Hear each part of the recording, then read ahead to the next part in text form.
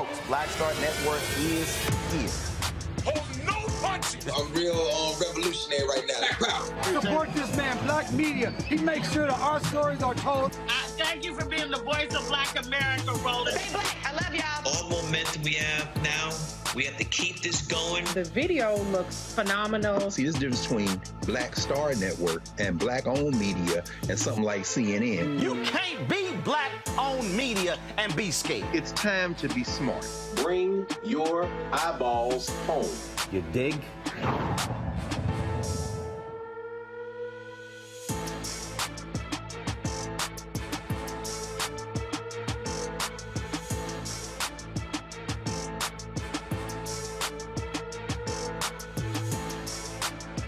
Thursday, October 20th, 2022, coming up on Roland Martin Unfiltered, streaming live on the Black Star Network. We are 19 days away from the midterm elections, and DNC Chair Jamie Harrison is on a bus tour trying to drive turnout. We'll hear from him in my one-on-one conversation. A University of South California student wanted to bring some Black culture on campus, so she created the Cardinal Divas of SC. Well, you had some HBCU folks with an attitude. We'll meet the young woman whose all-Black Majorette dance team is now a viral sensation. An Indiana officer faces federal charges for kicking a handcuffed Black man in the head. The LA City Council has a new leader, and the two remaining Latino council members caught an audio recording saying some racist things are still refusing to resign despite public pressure. Also, I'll tell you why Texas is handing out DNA kits to students. In our marketplace segment, a Black-owned shoemaker uses environmentally sustainable materials for their products. Plus, a simulcast with Ari Melber on MSNBC in about 13 minutes. It's time to bring the funk on Roland Martin Unfiltered on the Black Star Network. Let's go. He's got it. Whatever the miss, he's on it. Whatever it is, he's got the scoop, the fact, the find. And when it breaks, he's right on time and it's rolling. Best believe he's knowing. Putting it down from sports to news to politics. With entertainment just for kicks, he's rolling. It's on go, roll, y'all. It's Roland Martin, rolling with Roland now. He's funk, he's fresh, he's real, the best, you know he's Roland Martin now.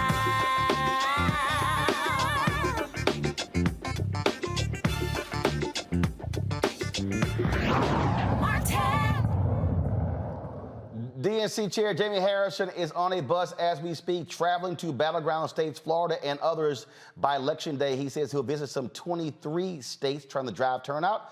Earlier, I talked with him about this bus tour. Here's our conversation.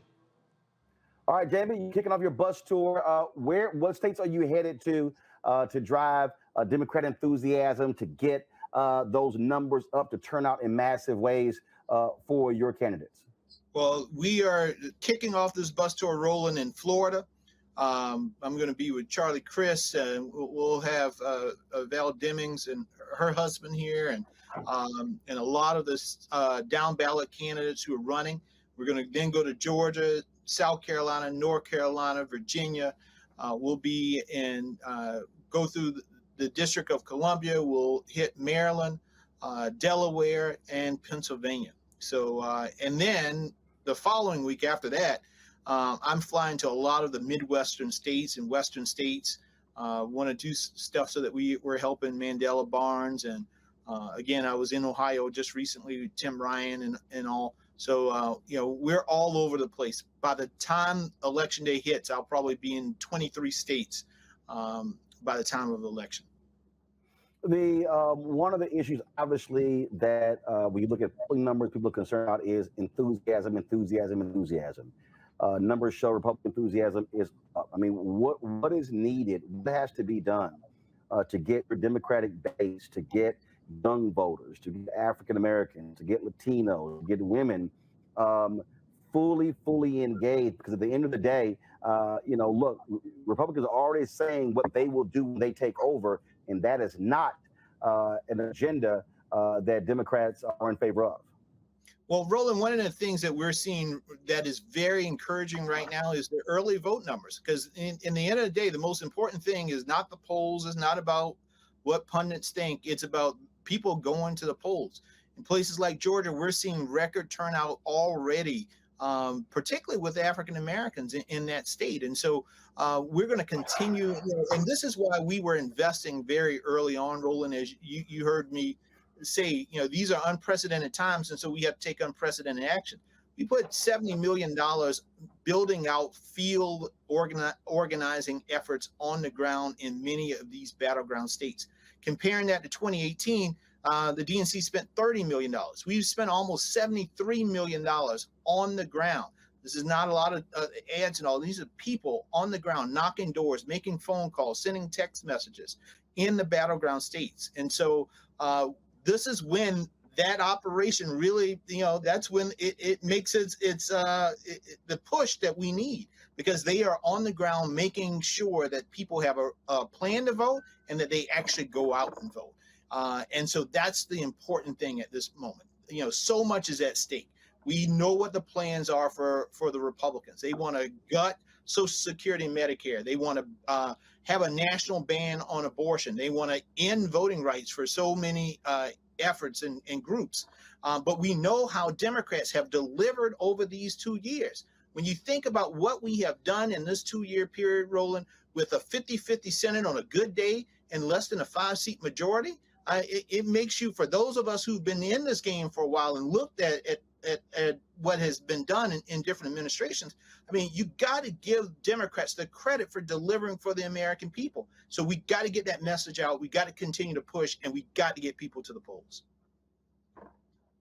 And that was literally last night, I was saying that I felt with all of the economic things that Democrats have done, they frankly have to do a better job of telling that story. When you, again, look at polling showing 18 to 20 points, independents trust Republicans more on the economy. You look at just what happened in the UK, where their prime minister resigned, shortest tenure in history, because she literally opposed an economic agenda that tanked the economy. Larry Kudlow was on was on television praising how that plan that she has is the same one Kevin McCarthy and the Republicans have. Well, it tanked their economy. It tanked their economy. That's exactly right. And when you look at, Republicans like to talk about inflation. Yes, we understand that prices have gone up, but we know why. We know because of COVID. We know because of what's happened in Ukraine. But when you look at other industrialized nations across the globe, who has the lowest inflation amongst those countries? It's the United States. And it's because, things could be so much worse. We can look at some of these other countries, but Democrats under this president have done everything that they can to hold costs down and to make sure that people had jobs to go to, that they could pay their bills, that they can take care of their families. We have created 10 million jobs over the course of 2 years, lowest unemployment that we've seen in decades. We look at many of our schools and colleges, they're open because of the billions of dollars that we have pumped into our historically black colleges and other universities. Our economy is the best in the world. And yes, inflation is temporary, but losing your freedom, losing your right to vote, losing the right to control your own body, losing the opportunity to read what you want, those things are more permanent. And folks have to understand that that is what is on the ballot. Republicans want to take away your freedom. They want to control everything that you do in your life, who you love, how you love, who you pray to, everything. We got to focus on making sure that we secure our freedoms in this country, but also make sure that we are investing in the people who are investing in us and our communities. That's what the Democratic Party has been doing over these 2 years. The thing that, again, as you talked about the economic steps that were taken, in terms of in these last 19 days, I mean, to me, that has to be, pounded, constantly being pounded. And I think that obviously there are a lot of Democratic candidates who are talking about Roe v. Wade. That obviously is a critical issue. But again, when you start looking at what polling data suggests, is that the economy and inflation is at the top. And so I think really, as Joe Master said, putting where the ghost can get it, explain to folks how these various economic actions actually improved the economy and put us in the current state, because it could be a hell of a lot worse. And the second part, Jamie, are these candidates going to go after these major companies because they're the ones who are jacking up prices and reaping record profits? I mean, I get COVID, but that's really when you break it down. Representative Katie Porter broke it down. Robert Rice has broke it down. It's these companies that are jacking up prices and reporting record profits, and they keep raising prices. That's why we're in the conundrum we're in. Well, Roland, you hit the nail on the head. It is why we're in this particular situation. And this is why you have seen this administration go after these big corporations. And the problem that we have is that every time that we push even more, Republicans get in the way. Look at the bill that we passed in the House of Representatives to go after the big oil and gas companies because of the price gouging at the gas pumps. These companies have gotten record profit. But yet we see the prices go up in terms of the things that we utilize. We have to go after them. We have to make sure that they are paying their fair share in this economy, because many of them got PPP loans to get bailed out. So it's now time for them to reinvest in the American people. And it's important for Democrats to not be shy, not to bite their tongues about the situation that we are currently in, to make sure that folks know that we are doing everything that we can to fight for them. Look at what happened in terms of prescription drugs. The Republicans, we had an opportunity to cap insulin costs at $35 a month for everybody, not just our seniors, but for everybody. But Republicans who are in the pockets of big pharma fought against that and took that out of the the Inflation Reduction Act. We got to make sure that we go out on that campaign stuff and let people know that in the end of the day, it's Democrats fighting for hardworking people in this country. It's Republicans who are fighting for the big corporations who are also their big donors. That obviously is something that is critical. You mentioned early voting, record numbers in Georgia. We're seeing it happen. But one of the things that Republicans have always had an advantage is what happens on the day of the election. So obviously Democrats want to drive up early voting turnout. But all y'all also, have you crafted a same day election turnout strategy so the gap is not as wide as it normally has been? Well, that is the reason why, Roland, we poured that amount of money on the ground early on. And we didn't just start a few months ago. We started last year. Many people, saw I give you a perfect example, Pennsylvania. In that state, we had a late primary. And so therefore, we knew that was going to be one of those battleground states. Pennsylvania is always a perennial battleground states for the Senate and also control of the governor's mansion there, making sure that none of these insurrectionists get in office in that particular state. We started investing on the ground with a coordinated effort there. So when Shapiro and Fetterman actually won the nominations, there was already a field operation on the ground. And guess who helped to build that? It was a DNC, pouring resources there, so that all they had to focus on was their message. They could focus on doing the TV ads and all that. Because I want people to understand this. The DNC, a lot of folks tell me all the time, well, why aren't you running TV ads? That's, you got a lot of national committees who can do the TV ads and all those things. What we do is infrastructure on the ground, because nobody else outside of the state parties do those type of things and invest in those type of things, so that is not something that the candidates have to worry about. They can focus on their message, they can focus on their TV ads, on their radio spots, while we focus on the infrastructure and the people who will knock the doors, make the phone calls, do the text messages, have the big rallies, and get people registered, and then get them to the polls.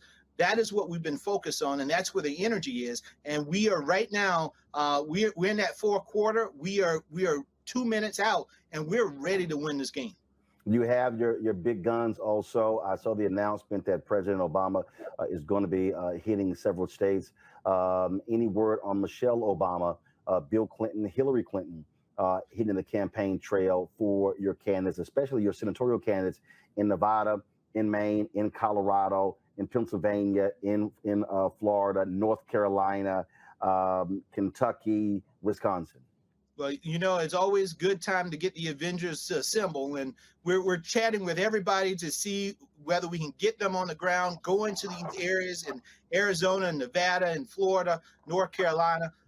You know, we're going to have a lot of talent on the ground to push the vote out. That's so important, so crucial right now. And so we look for some more announcements in the coming days, but I can't break anything to you right now, Roland.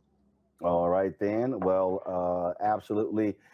It is going to be a tight battle going down to the wire. And what I say on my show all the time, it all boils down to turnout. You can sit here and you can yell, holler, scream, talk on Twitter and Facebook and Instagram, TikTok, and all of that. But at the end of the day, folks either show up or they don't. Yep. And one of the things I would tell folks, go to iwillvote.com. iwillvote.com, folks. Check your registration status. Make sure that you're all set there. Know where your precinct is. If you have any problems on election day, go to iwillvote.com. There's a hotline right there. And we have lawyers who are ready right now, 24 hours a day, right now, to help you deal with any election issues that you may have. That's one of the things that, and today is the vice president's birthday, but last year she and I went to the campus of Howard University and announced a $25 million initiative to focus on voter protection, voter education, voter registration. And so iwillvote.com is a part of that initiative. And we have lawyers that we started training last year on the ground in many of these big battleground states, ready to help push back against any voter suppression or effort by the Republicans to keep you away from voicing who you want to represent you and your family and your communities. All right, then. Jaime Harrison, we appreciate it. Thanks a lot. Thank you, Roland. See you on the trail, buddy. All right. All right, folks, that was Jaime Harrison, chair of the Democratic National Committee, again, on the road trip. All right, folks, in a moment, I'm going to be on about 50 seconds. I'm going to be going live with Ari Melber on MSNBC, and so we'll be doing a simulcast. We've done this before with other networks, so this will be the first time we've done it with MSNBC. Let me do this here. Let me go ahead, post this, let folks know that we're doing this so they can actually tune in. And so then, of course, and once we were done with that, we will continue with our show. Of course, we have Reese, Greg, and we have Teresa, and so we look forward to chatting with them with today's contents. And we're about, I think we're probably about 30 seconds away from Ari's show. And so let me go ahead and post this real quick. Y'all know how I do. You know I'm a multitasking brother. And so just let me post on all the different platforms. Here we go. Guys, pull their content. Hear me? Track has complied with Testing 1, 2, 3. Hey, Roland, can you hear me? regarding I'm not hearing from you if you can hear me. case where he pled the fifth, an embarrassment that no former president. Hey, Roland, testing 1, 2, 3. For all of Trump's bluster, you can decide, do you believe him when he says words, or do you look at the facts, which are Hey, Roland, we're not hearing you if you can hear me. subpoenas and often ends up complying. Yeah, but we cannot hear you. We're not hearing you. Are you muted? No, I'm not muted. Audio, what the hell's going on? I got you now. I got you now. Details of a cool. You got me subpoena. now. Here we go. Sources tell NBC that details and timing are still fluid. And that may be because... Hey, it's audio. Can you hear me? Yep, I can hear you. Can you hear me? Who will properly... Yeah, thank you. Great, thank you. Yeah, ABC reported investigators are actually looking for someone. That's unusual, but so is a lot of this. And then you have Liz Cheney saying the subpoena is on its way. We'll be issuing the subpoena shortly, I can both hear for his testimony MSNBC under program. oath as well as for documents. I can hear MSNBC programming.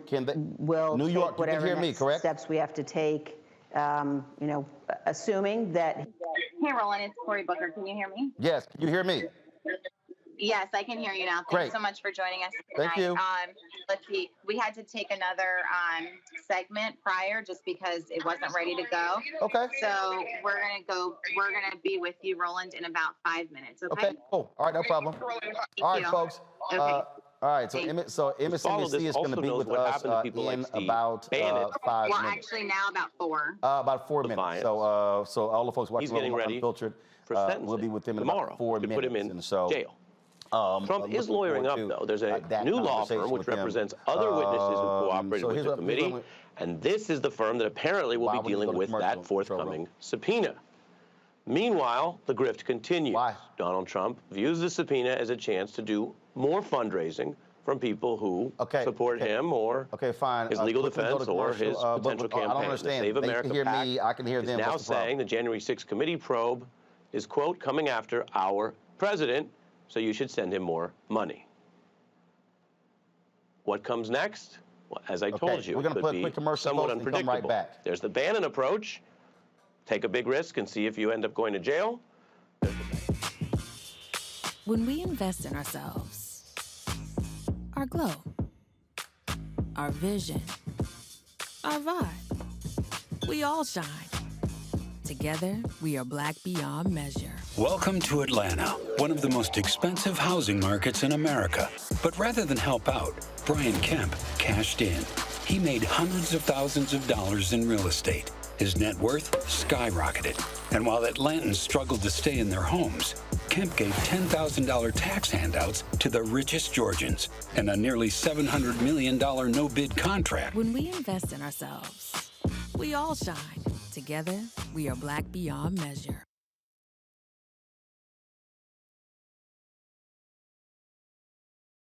You know what's on the ballot. It's not just legislation and policies we believe in. It's democracy.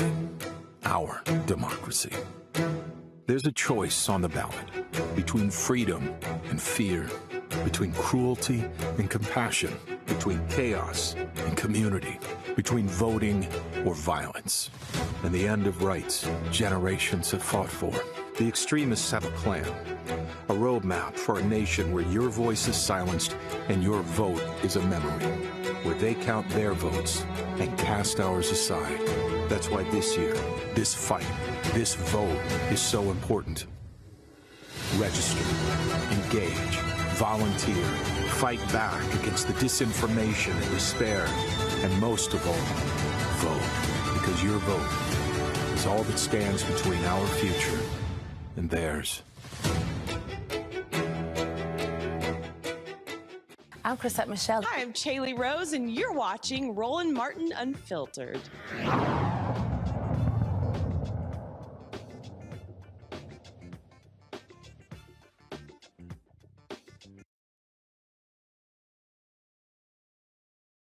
On the Black Star Network, they went to a commercial break at MSNBC, so we're going to be live there in 2 minutes and 45 seconds. And so when we get down to the 1 minute mark, I'm gonna actually go silent, and so we're gonna put me into another programming feed, so that way I can hear them, they can hear me, and so we're basically switching from our program to theirs, and so that's what's going on.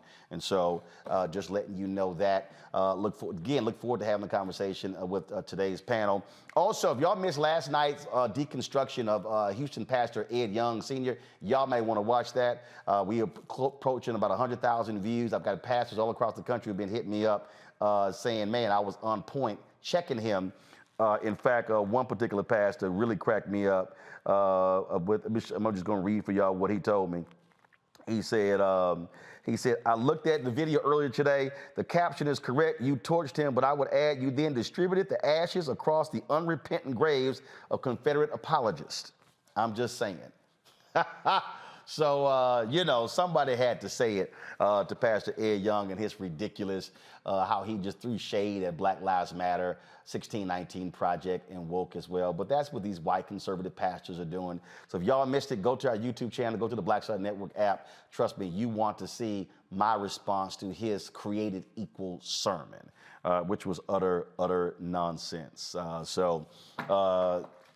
just not gonna let these cats get off the hook with the pimping of MLK. It's just not going to happen, okay? You're not going to pimp MLK and talk about how great he was, but you don't support anything that he actually supported. It ain't going to happen, okay? Just letting y'all know right now, all right? We're getting down to 1 minute before we do the simulcast with Ari Melber's MSNBC, so take my program out. Let's pull up their countdown clock. We'll be live in 1 minute.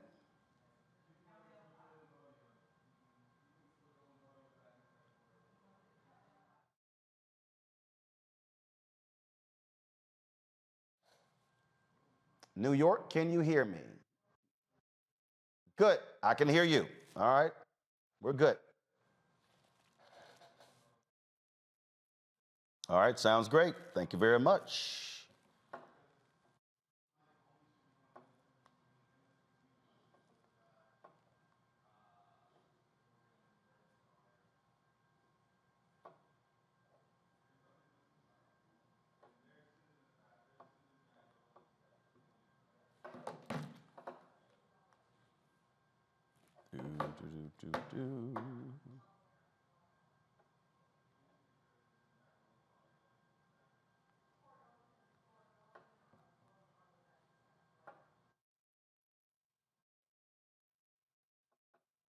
Got it.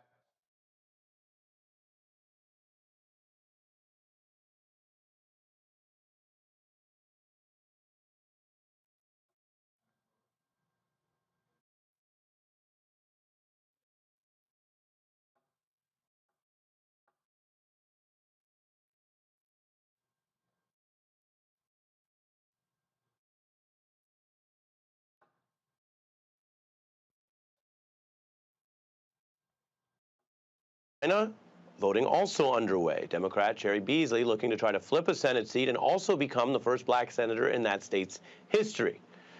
I mention that because our next guest has his eye on that and some other races. Journalist, commentator, Roland Martin Unfiltered host. Now, who would host Roland Martin Unfiltered? Roland Martin. Hey, sometimes the easy answer is the right answer. Good to see you. Larry King, they told him put your name in the show, so even when you have a day off, they still mention your name. You know, there's a saying from our friends over at Showtime, if you got your name in your show, you poppin'. And you're popping, sir, and I appreciate you coming back. Appreciate it.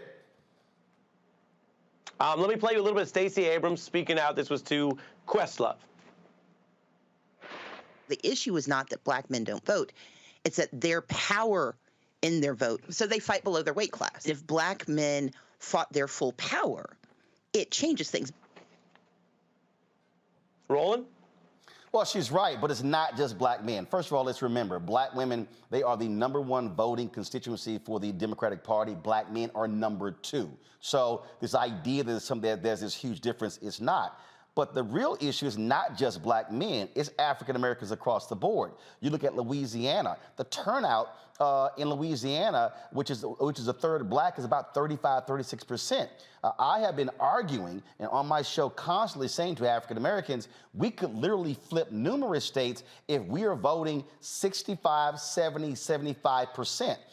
If you take 500,000 black people who are eligible, but only 300,000 register, of the 300,000 that register, only 150,000 that vote, that's 350,000 that didn't vote. You just mentioned Cheri Beasley. She lost the Supreme Court race in 2020 by 401 votes. Biden-Harris only wins Georgia by 11,000 votes. So the reality is, if black voters across the board maximize our numbers, we could actually change the South, the Midwest, the Southwest, and the East. That's what I'm also arguing, not just black men. Yeah, that makes sense. Barack Obama now is out here, in some ways, playing a role that Joe Biden maybe can't play, particularly because Joe Biden, as we've discussed, is balancing empathy, awareness of what the country's going through, right? He can't just sort of write that off, while also campaigning. Obama is hitting the Republicans for democracy while also saying, hey, it could be a lot worse. Here's what he said in what really is his first media appearance in quite some time. Given how at least Republican officials have behaved, they increasingly are willing to subvert basic democratic procedures. And it's a reminder that democracy is fragile, that you have to tend to it, you have to fight for it. And this midterm election, I think, is going to be a moment in which, that battle has to be joined, and that means people have to turn out.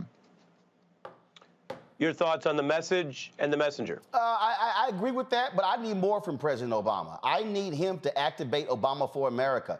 Look, one of the criticisms I had of the president was that he gutted the DNC and shifted many of the resources over to OFA. And so what he needs to do is to take that organized entity and create a massive ground game for Democrats. The problem here is not Obama coming out and having rallies. The problem is you've got to have mobilization and organization 24/7. The day after the election, preparing for the next one. And not just the next national race, but the state races, the county races, the city races, the school board races. And so this is a function of mobilizing and organizing. And so that's what I need more of President Obama. I need his troops on the ground driving that, looking at the data and studying who didn't vote in the last election, going precinct by precinct. That's what we also need to see in this country. Democrats have to have that because Republicans, look, they're ticked off they lost. You've got to counter their enthusiasm with boots on the ground. Yeah. My last question is sometimes the case is the easiest, Roland. If this is Roland Martin unfiltered, what is Roland Martin filtered like? There's no such thing as Roland Martin filtered. And so we keep it unfiltered, we keep it honest. And look, my motto has been the same my entire career. If you do good, I'll talk about you. If you do bad, I'll talk about you. At the end of the day, I'll talk about you. I've ticked the President Obama, his people off. I've ticked the Biden people off. They've also praised. But at the end of the day, somebody has to speak truth to power. And we do have a fundamental problem with democracy that we're facing. But the other issue is this here. I know what the right wants to do, and it's going to be ugly, especially for black folks. And I'm saying vote or shut the hell up. Well, there you have it. Let me tell you something. That was also unfiltered. So you ain't lying. You know we like to get you on. I hadn't seen you in a minute. I hope you'll come back. Call me anytime. And again, we can do it anytime. We can chop it up. Yes, sir. Our thanks to Roland Martin joining us with that perspective and that independence. When we come back, I want to bring us to something we have not touched. Thanks again, Roland, and Thank you. I appreciate it. Thank you so very much. All right, folks, we are back on Roland Martin Unfiltered. Glad to be here. Reese, Teresa, Greg, let's go ahead and get into it. Y'all heard that conversation I just had with Ari and Reese. And again, and I'm sure Reese right now, the Obama people real pissed off at me. I do not care because I said it when it was actually happening. You can't. When it comes to, I remember when he ran in 2008, he was talking about Bill Clinton, and when it was some criticism, he's like, well, Reagan was a transformational president. Here's the deal. Transformational presidents, it's not just about their 8 years. It's also what you do after that. And I think the fundamental problem for Democrats is that they only think about these elections in terms of the election cycle, as opposed to, no, you've got to be in a constant state of mobilizing and organizing and teaching and providing information. And for the people who like, I can't trust you, okay, what can I do to connect with you to get you out to vote and to understand your issues? That's what has to happen, period. Absolutely. I mean, it's one of the fundamental mistakes I think Democrats make is they only campaign during campaign season. And what you need is you need to have a well of credibility, and credibility is established cumulatively. Now, with President Obama, he's the elder statesman of the party, even though he's still young and fly. He's playing the elder statesman role. And, you know, he also has a brand to keep up as well. We can't forget that. And that's not a criticism. That's just a fact. You know what I'm saying? They're a $100 million, probably $200 million brand by now.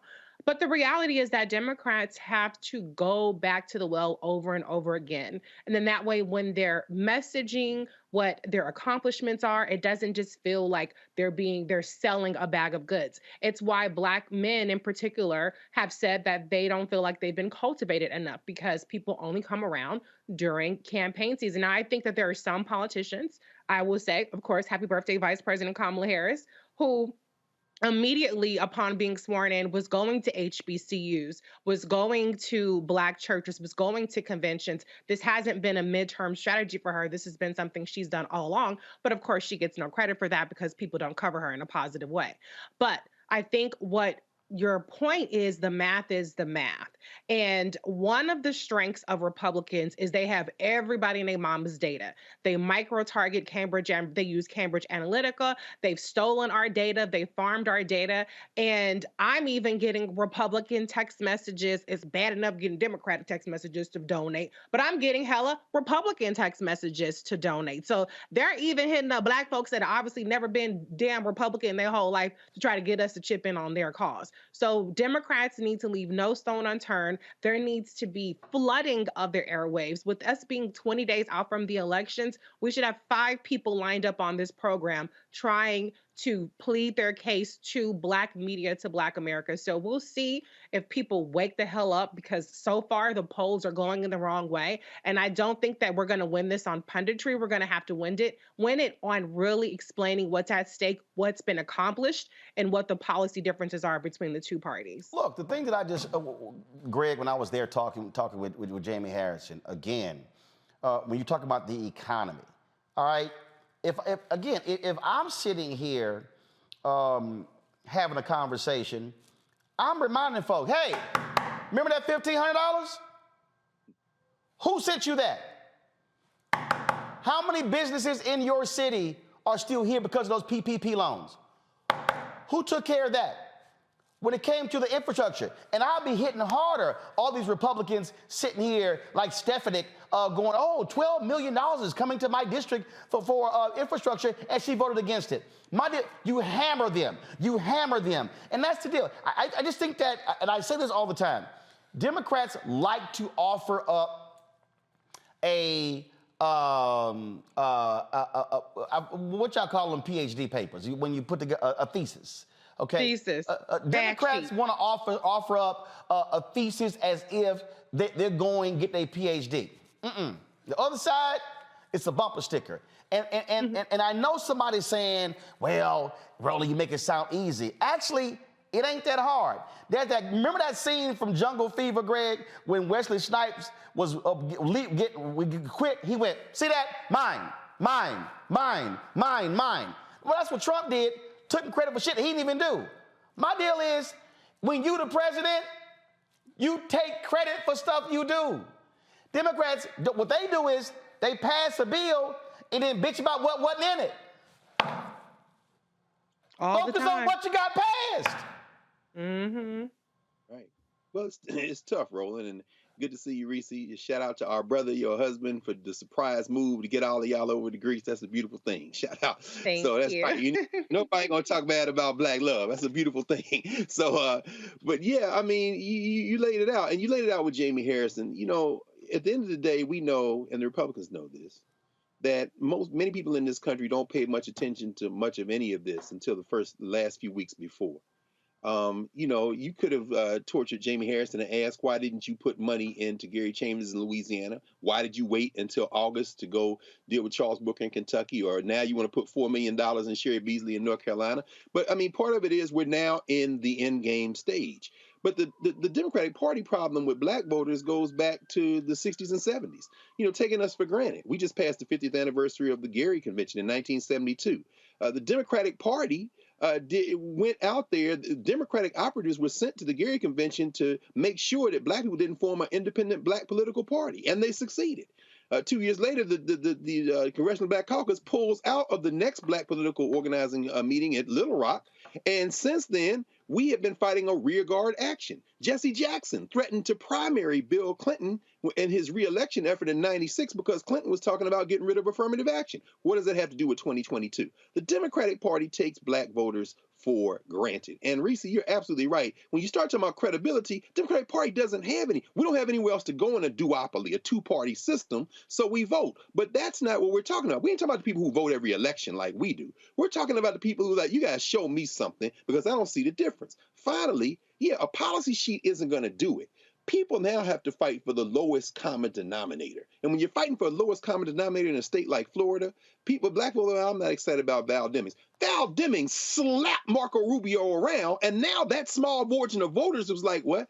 Now they paying attention because of the theater. Unfortunately, we are now in the theater phase of the game. Talking and logic might peel off a few, but it's about theater. You got to slap shit out of somebody. Barack Obama has never been that guy. He benefited from 50 years of Black voting and participation. He rode the rocket that was launched in Gary, but he ain't never been that guy. So Jaime Harrison is not that guy. It's going to take a street fight now, because what is at stake ultimately on the other side of this are some things that should scare the hell out of Black people, and we need to be doing the same thing the white nationalists are doing, which is getting our people by the lapel and saying, I know you don't like these candidates, but damn it, you're going to hate the alternative. And that's the thing there, Teresa. I mean, again, and what I'm looking at, and what as I examine this thing, and as I look at it, all I'm simply saying is that, one, there are things that Democrats have done, have passed, that have been beneficial to black people. Now, you got this subset of some simple Simons who sit out there and like, no, what specifically have they done? I done walked down that path with these fools to get them on, but they are lost cause. They really are, okay? I know Cleo was like, well, no, we shouldn't say that, but no. When you try to explain to somebody the 85th time, okay, look, we ain't gonna be 86, all right? But the bottom line is this here. There are things that have been done, but you have to say it. But also, you got to have some fight. Demings, Rubio, that was fight. Tim Ryan was all in J.D. Vance's ass. That's how you got to do it. Because here's the deal. You can't, look, I know Reverend Warnock's style, and see, even on this show, folks are like, well, you know, Warnock can't go too hard, because then if he go hard against Herschel, it's going to be simply for Herschel. Damn that. Right. You got to bury his ass. You got, look, every time I debated on CNN, I remember they called my agent one day, Teresa, and was like, well, you know, could you ask him to pull back? Because, you know, it's not that serious. No, I'm trying to put your ass in a rhetorical body bag. I'm trying to bury you. I want you to wake up at 2 o'clock in the morning and go, damn, that still hurts. Ain't no doubt in my mind, Chris Christie still is feeling both feet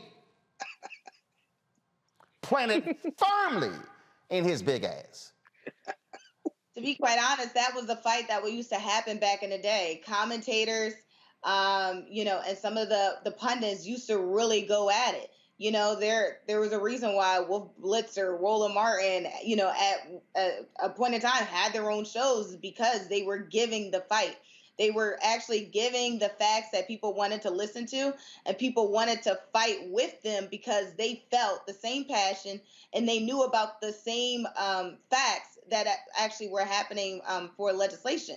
So I think, you know, as we talk about, you know, some of the fight that Democrats needs to do, even on the debate stage, half the battle is Republicans don't even want to have a debate with a Democrat. If you see, we probably are getting maybe one debate every midterm. And again, that doesn't do anything but, again, help the candidate who may not be a good debater, who may not have that fight.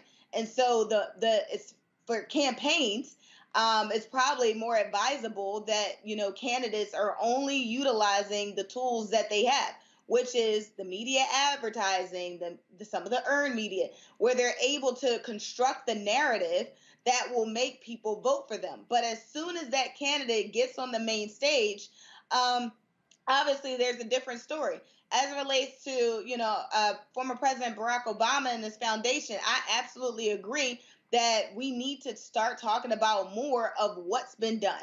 So we have to keep that reminders the same way Republicans do when they tout about, you know, some of their accomplishments or lack thereof.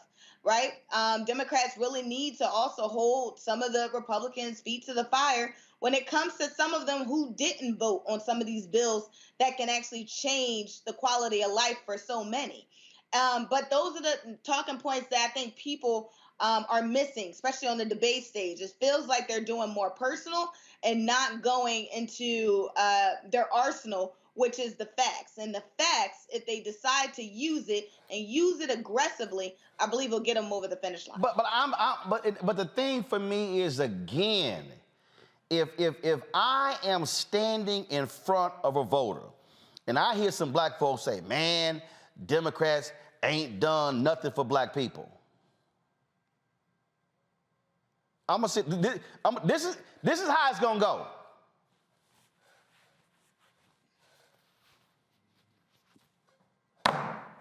You ready for this ass whooping? I would sit here and say, please tell me the number of African Americans who were uninsured with health care before the Affordable Care Act. I would then tell them, please show me how much money the state of North Carolina and Alabama and Florida gave to their HBCUs, and I'll show you they got 4 times as much from a Democratic Congress. Please, by all means, if you want to have a conversation, let's talk about the multiple billions that Congresswoman Maxine Waters made sure it went to community development banks, which are in black neighborhoods. Y'all want to have that conversation? Let's have a conversation. But you got to be armed with the information, and you got to present it in a way where somebody's going, and I tell you, and then I'm going to say, all right, black man, your grandmother got diabetes? Your daddy got diabetes? Your uncle got diabetes? Go ask them how much their insulin costs. And which party tried to my daddy got diabetes. My brother got diabetes. My maternal and paternal grandmothers had diabetes. Yes. Who tried to cap insulin at $35? Democrats. Who didn't?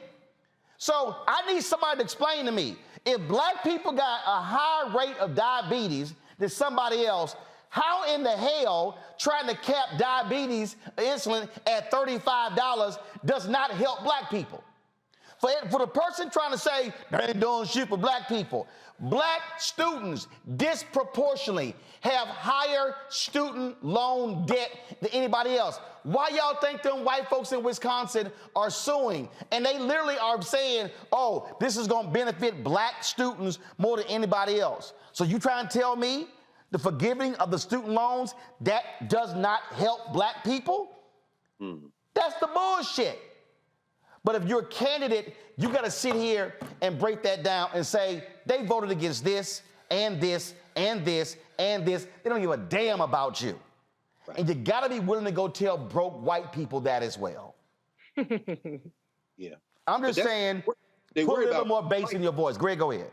No, I was going to say, Roland, they're worried about, they still chasing broke white people. You cannot explain why they have not been in Louisiana on the ground from day one, because that is the type of straight talk that will galvanize voters. You put it to Harrison at the end. This is about turnout. Then he want to talk about turnout. No, bruh. We have infrastructure. That's a lie. Gary Chambers cannot even run television ads in Louisiana. You didn't come in for Mike Espy before in Mississippi. You could have won that state. We're not now talking about chasing them 5 white voters, although Stacey Abrams tried to tell them. There was a report that just came out in the last 24 hours that showed now white people are dying and getting sick of COVID at a higher rate than black people in this country by the latest data, and Republicans getting sick and dying quicker than Democrats. In the state of Georgia, as they close these hospitals, part of the reason that white people are dying in the rural areas more because they can't get to the hospital. Stacey Abrams talked logic to them. Sure, take that tactic. But then you got to go out to these black people and say, just like these white people can hear those things and say, I would rather literally die than vote Democrat. You got to go to those black people and explain it to them the way you just explained it to them, and then say, these people are going to vote R no matter what. You got to vote D no matter what. And it's not because you're a Democrat. It's because you're black. Because I will vote Democratic, not because I love the Democratic Party. I don't give a damn about the Democratic Party. I'm black, voting in my self-interest. But see, Roland, to talk like that, you can't be a DNC, blue dog Democrat, conservative Democrat product like a Barack Obama, and let's just call it what it is. Barack Obama had never been about black politics, and that's not a criticism of him. He is a creature of the Democratic Party, and you can't be Jaime Harrison because they still out there scared to talk. If you look at Charles Booker, if you look at Chris Jones, they are not scared to talk to black people. At the same time, go back to the way that Jesse Jackson did it in 84 and 88 with the rainbow, that they are saying, I am black, and out of my blackness, I'm speaking to our common humanity. That will be the only way the Democrats can reach the poor black people and a handful of them poor white people. But until they stop chasing these poor white voters and not talking to black people, the L that is going to be taken won't be the millionaire Clintons, won't be the millionaire Obamas. It's going to be the poor ass black people and the poor white people, but the poor white people will die with their whiteness in their clutch, and we just going to die. And that's why, Reese, for me, and again, it trips me out when all these fools, I love these ignorant trolls. Oh, you ain't nothing but a Democratic Party shield. First of all, I ain't never in my life self-identified as a Democrat. Come on. I am a black man. I am an educated black man. And I could sit here and go, Matter of fact, let me help these fools out. I think his last name was Thompson. I think his name was Thompson. I wasn't in Chicago at the time, but he was running for governor. I think it was Thompson. Well, the Democrats in Illinois were fighting placing black judges in certain positions in the state. And the black folks in Chicago were like, yeah, man, damn this, like, wait, we want to see some black judges. And so the Democrats were like, no, we ain't doing it. So there were black people in Chicago who then began to put pressure on the Republican candidate. I think it was Tommy Thompson. No, he was Wisconsin governor. I can't remember the guy's name in Chicago. But anyway, because, and so what they did was they campaigned for the Republican governor against the Democrat. The Republican governor wins. Now, I remember when Reverend James Meeks campaigned for the Republican governor who came before Pritzker, Bruce Rauner, on the issue of education. Meeks' most important issue was education. And the Democrats kept giving him the runaround. He campaigned for Rauner. And cats were like, yo, man, what the hell you doing? I was like, Meeks, do what you do, my man. Because what he was saying is, education is fundamental to me. Y'all playing around, I'm about to send y'all a signal. Rauner won. Now, did Rauner do what he said he was going to do? No. But Meeks said the Democrats didn't say what they were going to do. So for the people out there who are confused, my advocacy has always been about black people. Now, if the conduit to get what we want is through this door marked blue, I'm walking through that door. But don't think for a second when I walk through that door, I ain't cussing nobody out. See, for all y'all, again, you simple Simons, I got a phone call and they were like, well, we got this much in advertising, and I ain't gonna name the campaigns, to advertise on your platform. Reese, and I'm gonna tell y'all verbatim how Roland responded. If your kids are in the room, turn the volume down. I'm about to tell y'all. See, so all y'all people, again, who, man, you sitting here, and then it's like, oh, you taking the Democratic dollars, guess what? Guess MSNBC getting paid. They running political commercials. CNN running political commercials. Fox running political commercials.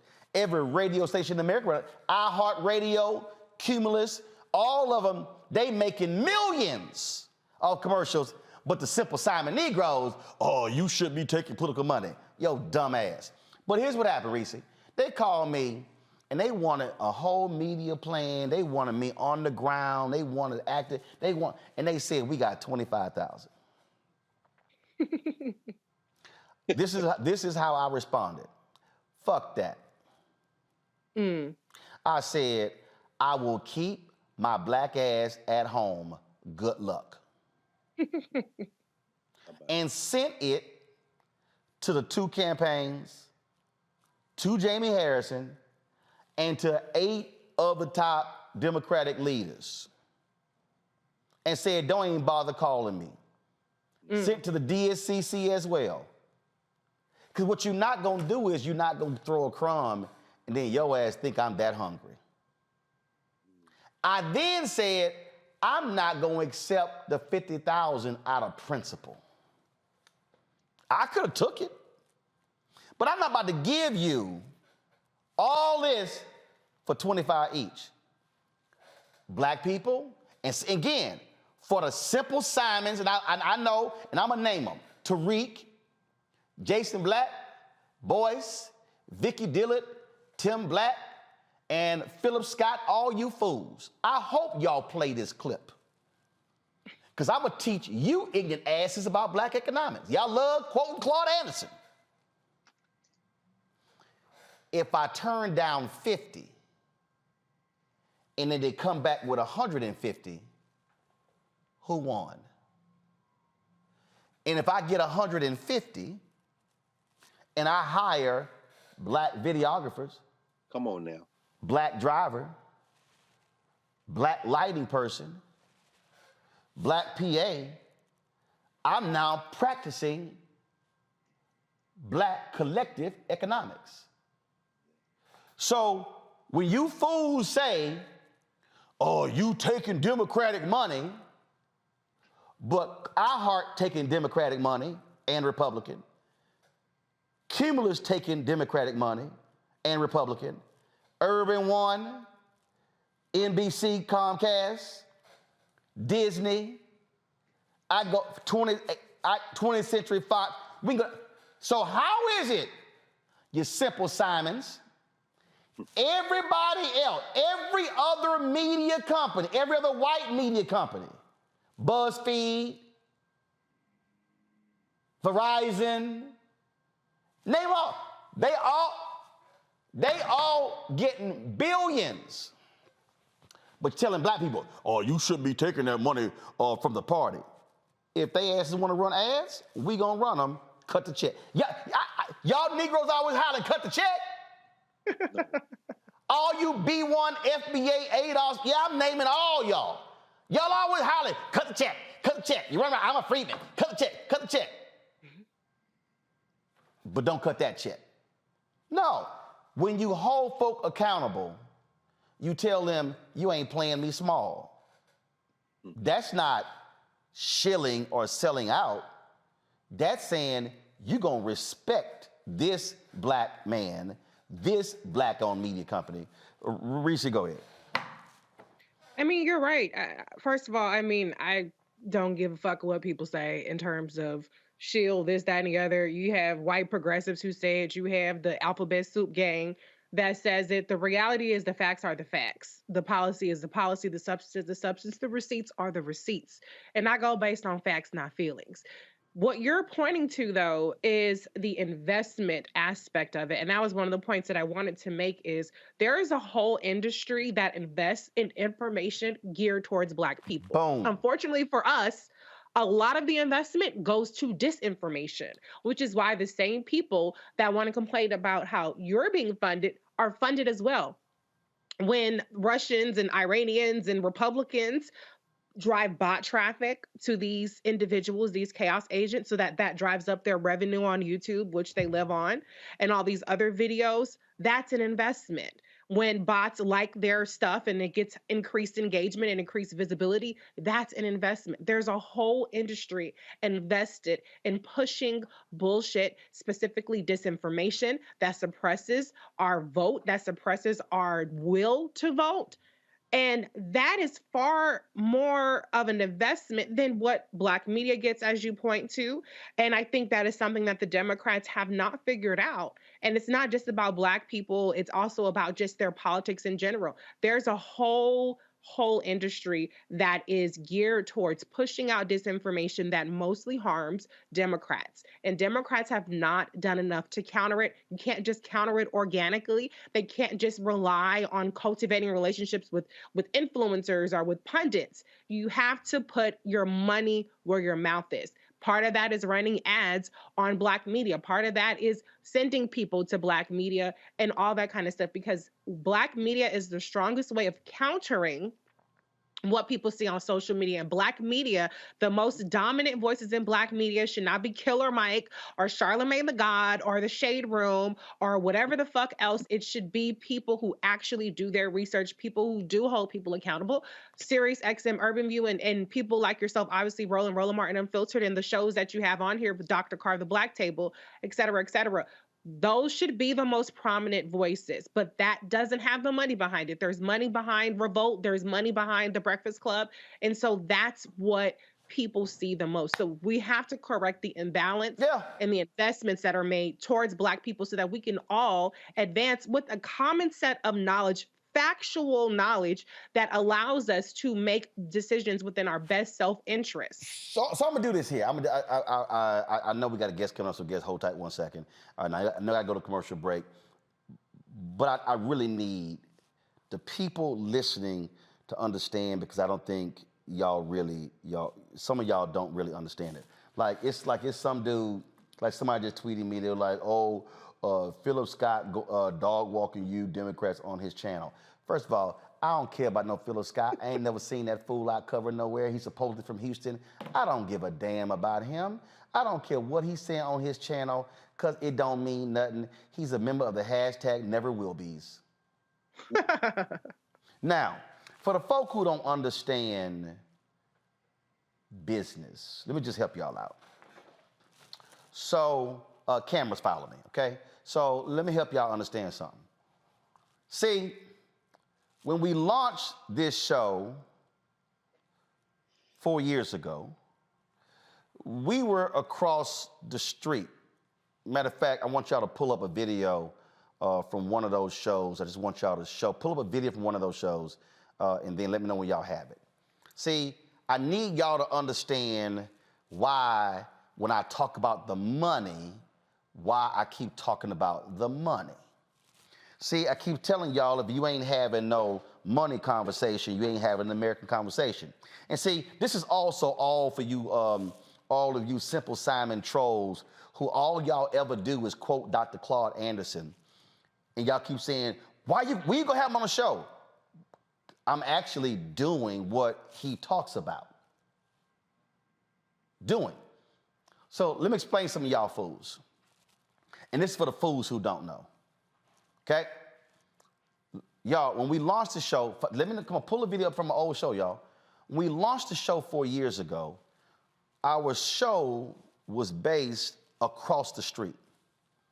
We sublet the space from 50 Can, an education reform group.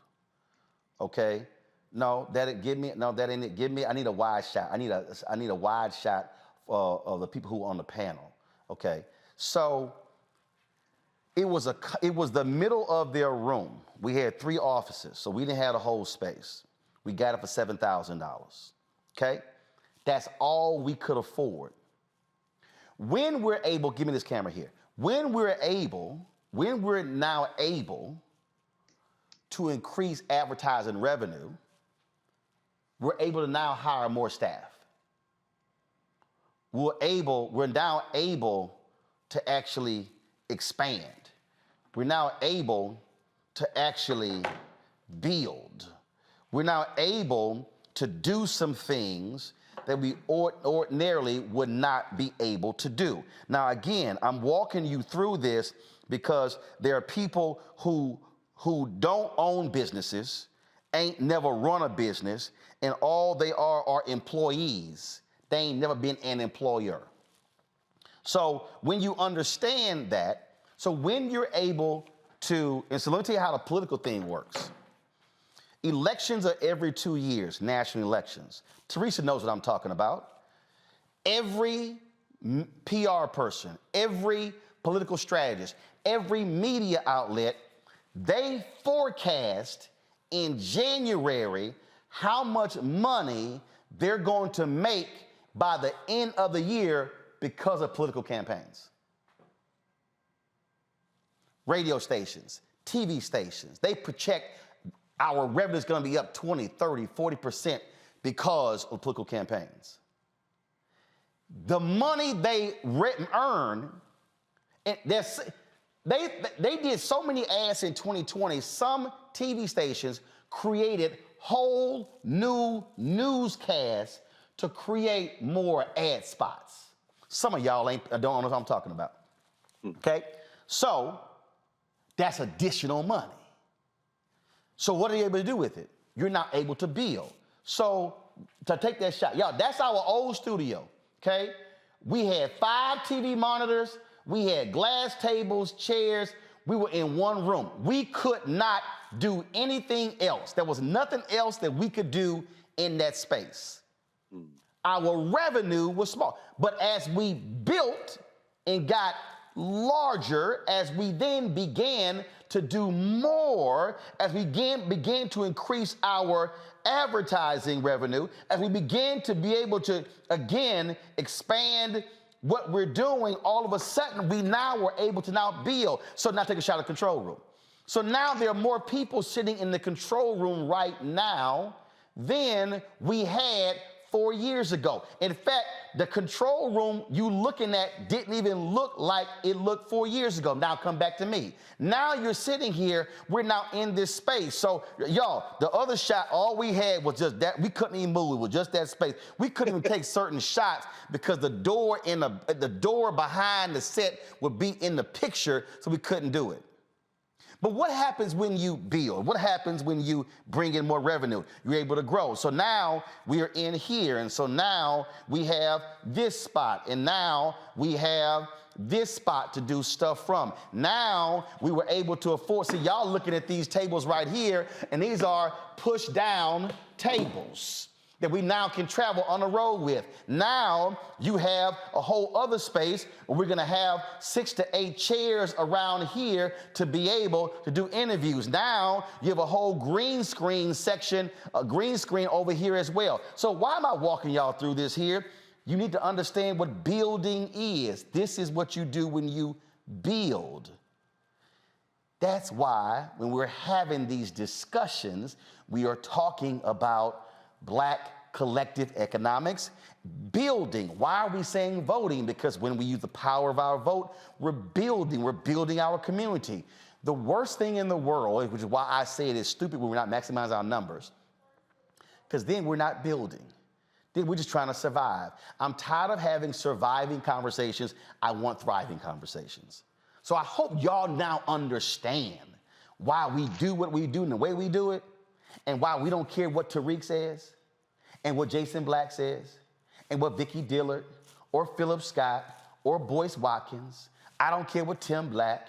I don't give a damn what Sabir Bey says. I don't care what Yvette Carnell, Antonio Moore. I literally do not care what any of them think about politics, about me or the show, because when you know who you are and when you truly are about Black people, then you're focused on that and not the people who are in the chirp chirp club.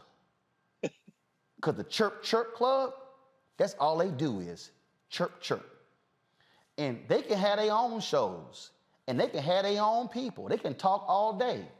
I don't watch them, don't follow them, never will. We are focused on building something, and that's why we're unwilling to let Democrats off the hook, Republicans off the hook. That's why we're gonna make it perfectly clear. We are gonna support Black folks, whether you like it or not. Coming up next, I'm gonna talk with a sister, part of the dance team at the University of Southern California. A lot of people, HBCUs, talk trash about them. They were stealing from HBCUs. That's stupid. It's dumb. And I'm glad they did what they did. We'll talk to her next on Roland Martin Unfiltered. Download the Black Star Network app, Apple phone, Android phone, Apple TV, Android TV, Roku, Amazon Fire TV, Xbox One, Samsung Smart TV. Join our Brina Funk fan club. So your check and money orders to P.O. Box 57196, Washington, D.C. 20037-0196. Also, Cash App, $RM Unfiltered, PayPal's R Martin Unfiltered, Venmo is RM Unfiltered, and Zelle is Roland at RolandSMartin.com, Roland at RolandMartinUnfiltered.com. We'll be right back. When we invest in ourselves, we all shine. Together, we are Black beyond measure.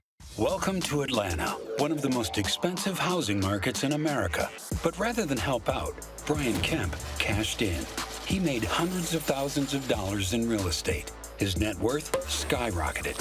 And while Atlantans struggled to stay in their homes, Kemp gave $10,000 tax handouts to the richest Georgians and a nearly $700 million no-bid contract to his campaign donor, Brian Kickback Kemp, making Georgia work for him, not you. When we invest in ourselves, our glow, our vision, our vibe, we all shine. Together, we are Black beyond measure. It's about us. We are in sunny South Dallas. The election is coming up. It's super important that folks know who they are voting for, but more importantly, what they are voting for. Y'all, we got the free shirts and free lunch right over here. Freedom is our birthright. No matter what we're up against, we're sending a message in Dallas and Texas and in the country. We won't back down. That's what this bus tour is all about. The housing cost is one of the most capitalized areas that we have found. People who are marginalized, that are brown and black, we are suffering the most, and I think that we have the biggest vote and the biggest impact in this election. I'm voting for affordable housing, for sure. We should not be paying the cost of a utility failure because our elected officials are too proud to say, we need help. I know that we can bring out our people to vote. It's a part of our birthright. Right. It's a part of our heritage, and certainly it's a part of our present and part of our future. That's right. That's what's up. And we won't black down. Forward that message to 5 friends, because in that message, it's got links to how to get registered, how to check your registration status.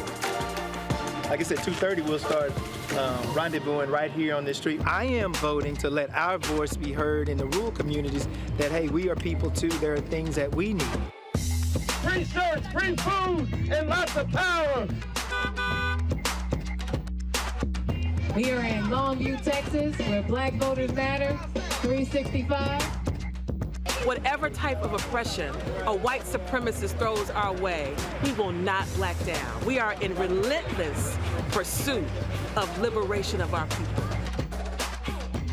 Freedom is liberation for black bodies and black communities to make economic change through political power. Freedom is choice. We won't black down. We won't black down. We won't black down. We won't black down. We won't black down. We won't black down. On the next Get Wealthy with me, Deborah Owens, America's Wealth Coach, it's one thing to have a seat at a table, and it's another to be an investor on the cap table of a unicorn. We're talking venture capital with Leisha Bell and how generational wealth is built through early stage investing. I know very few people who do what I do, and that's very unfortunate. And I think Silicon Valley has been unkind to Black people. That's right here on Get Wealthy, only on Black Star Network.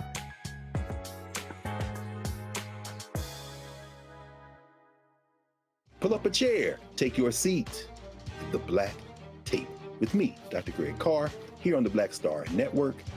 Every week, we'll take a deeper dive into the world we're living in. Join the conversation only on the Black Star Network.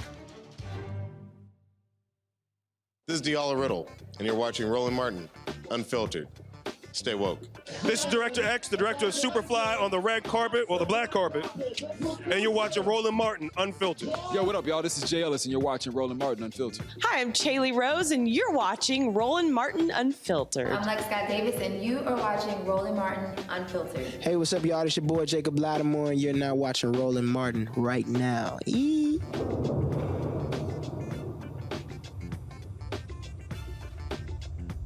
Talk about something y'all like, stop talking about me. Since y'all hate a bitch so much, the way broke bitches coming for me, know it gotta be free. But I get paid when I show up. Press, stress, obsessed, I got 'em. Everything I do, keep another bitch talking. Watching my back, cause these dudes be stalking. Watching my plate, got these broke hoes starving. Damn, you hoes hate me. Riding dick so hard, having babies. Y'all bitches so stop it. Making everything but a deposit, yeah. Killing bitches, send them to the gulag. Hot girl shit, never let them cool off. Make them do what I say, he my voodoo dog. Back shots, balcony, we don't care who saw. One thing about me that you need to know, I ain't nothing like none of these average hoes, cause I fucking want to if they ask me why.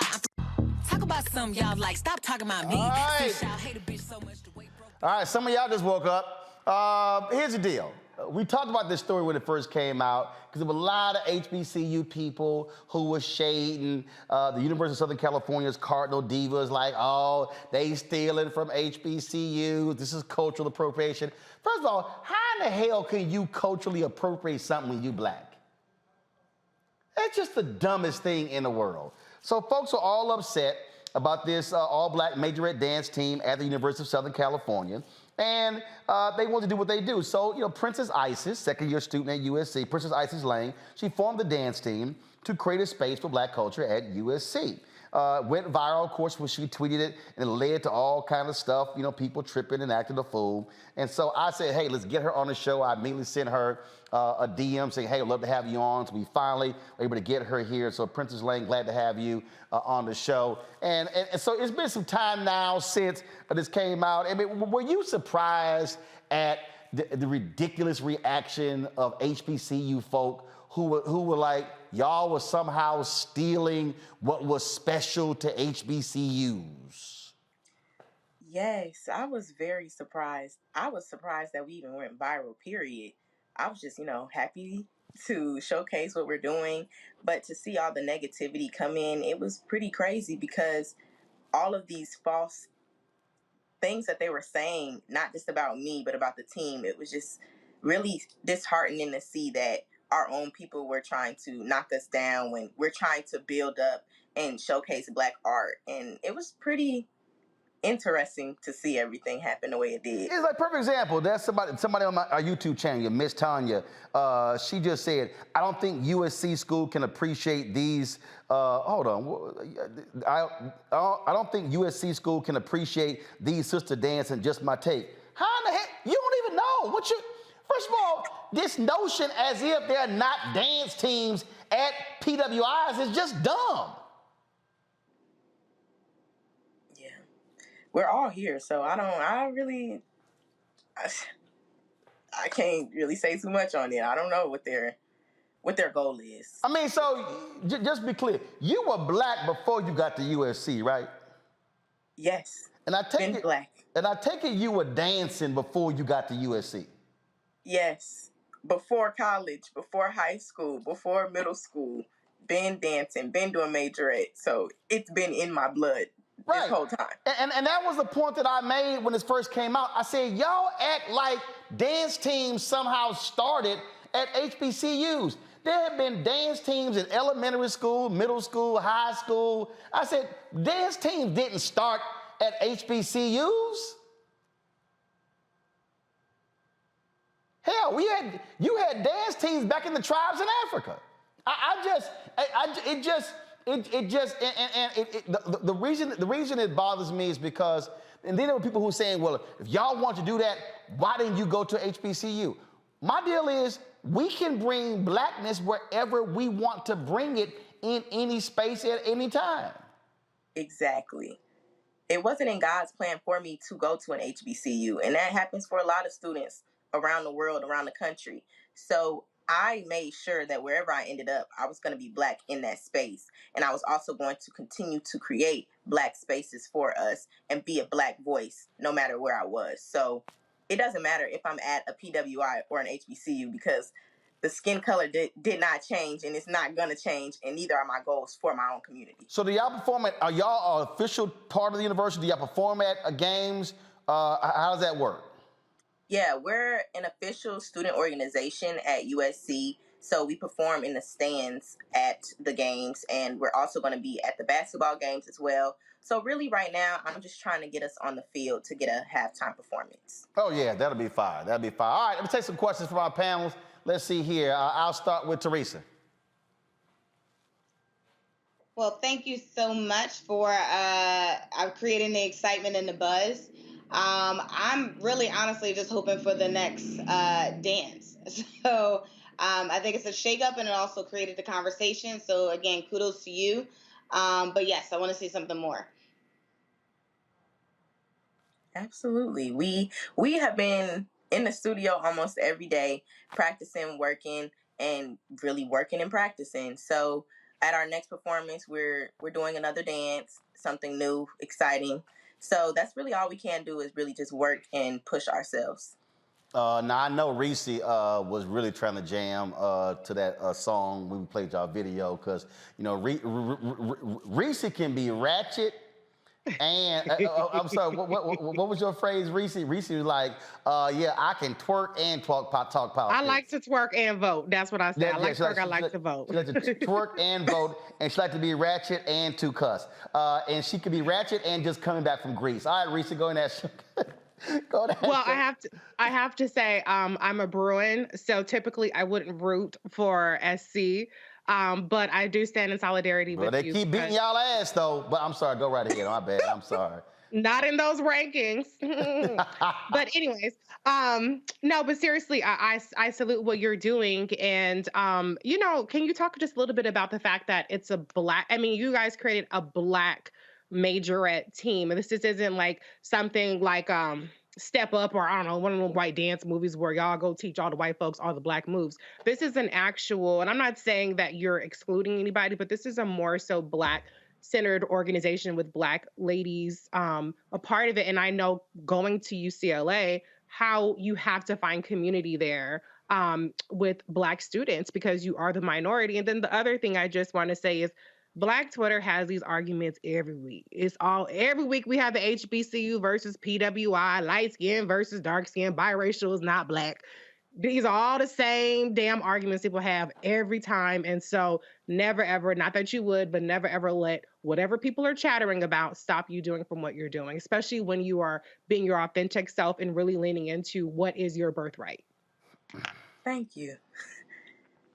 To speak on everything with the team and things like that, creating this team, it was because I realized that at USC we're having all of these conversations about diversity and inclusion, but I didn't see any action taking place behind these meetings and panels. So this was my time to step up as not just a student, but as a Black girl anywhere, to be able to say, well, if I don't see the space, then I'm going to create it because I know I'm not the only girl that feels like this.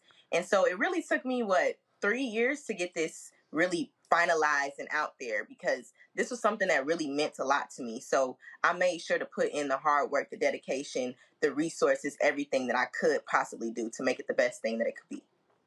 Can I ask one more question? Yeah, go ahead. How are you guys getting financial support? Do you guys have like a website or do you have anything that you're doing where you're able to support yourselves as students and have this organization?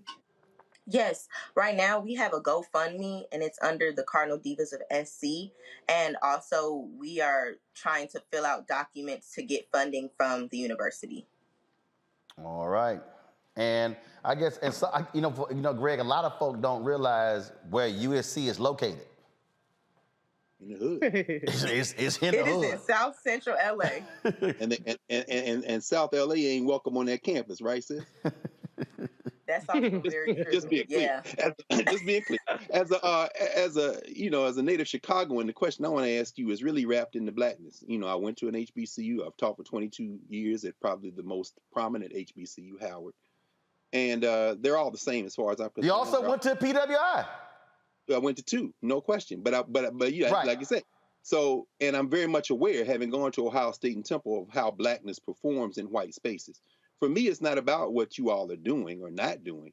It's about them white folk behind you cheering while you're doing it. And I know as a native Chicagoan, California was a real eye-opener for you, I'm sure, in terms of not only that campus, but the state, right? Yes. So my question is about, and again, to follow what Reese said, and certainly I ain't got no smoke for no sister named Isis. Okay, let's just get that out of the way. But what Reese said is so true when it comes to this question of spectacle and everything on social media. I saw a couple of remarks I didn't like, however, and this is where the question comes that I have for you. Some people, not you, but others saying, this is the best of both worlds. What does that mean? That means that, are you saying that the white school is better academically and the Black school has all the dancing and culture? And I guess my question for you, at a campus that is less than 6% Black, at a campus where, you don't see a whole lot of Black people there, except if they're playing the revenue sports, like that football team and that basketball team, how are you all grappling with issues of race when for a lot of those white folks in the stands behind y'all cheering, it's a spectacle watching Black girls dance? How do you grapple with race on that campus, which I'm sure is a very different environment than the one you were brought up in? Yes, absolutely. I'm a musical theater major and I'm the only Black junior in my class. And it's always been important for me to speak on these Black stories and being able to educate those, even though I know that it's not my job to do so, but I feel compelled to always tell a Black story no matter where I'm at. So whether I'm in a predicament of showcasing Black art, it's never going to be a how can I say, it's never going to be a performance for white people. It's always going to be for Black people, by Black people. And I'm just here to put it on the platform that it deserves to be on. And Majorette should be known across the country, any and everywhere, because dance isn't just ballet, jazz, tap, and this jazz that they call nowadays.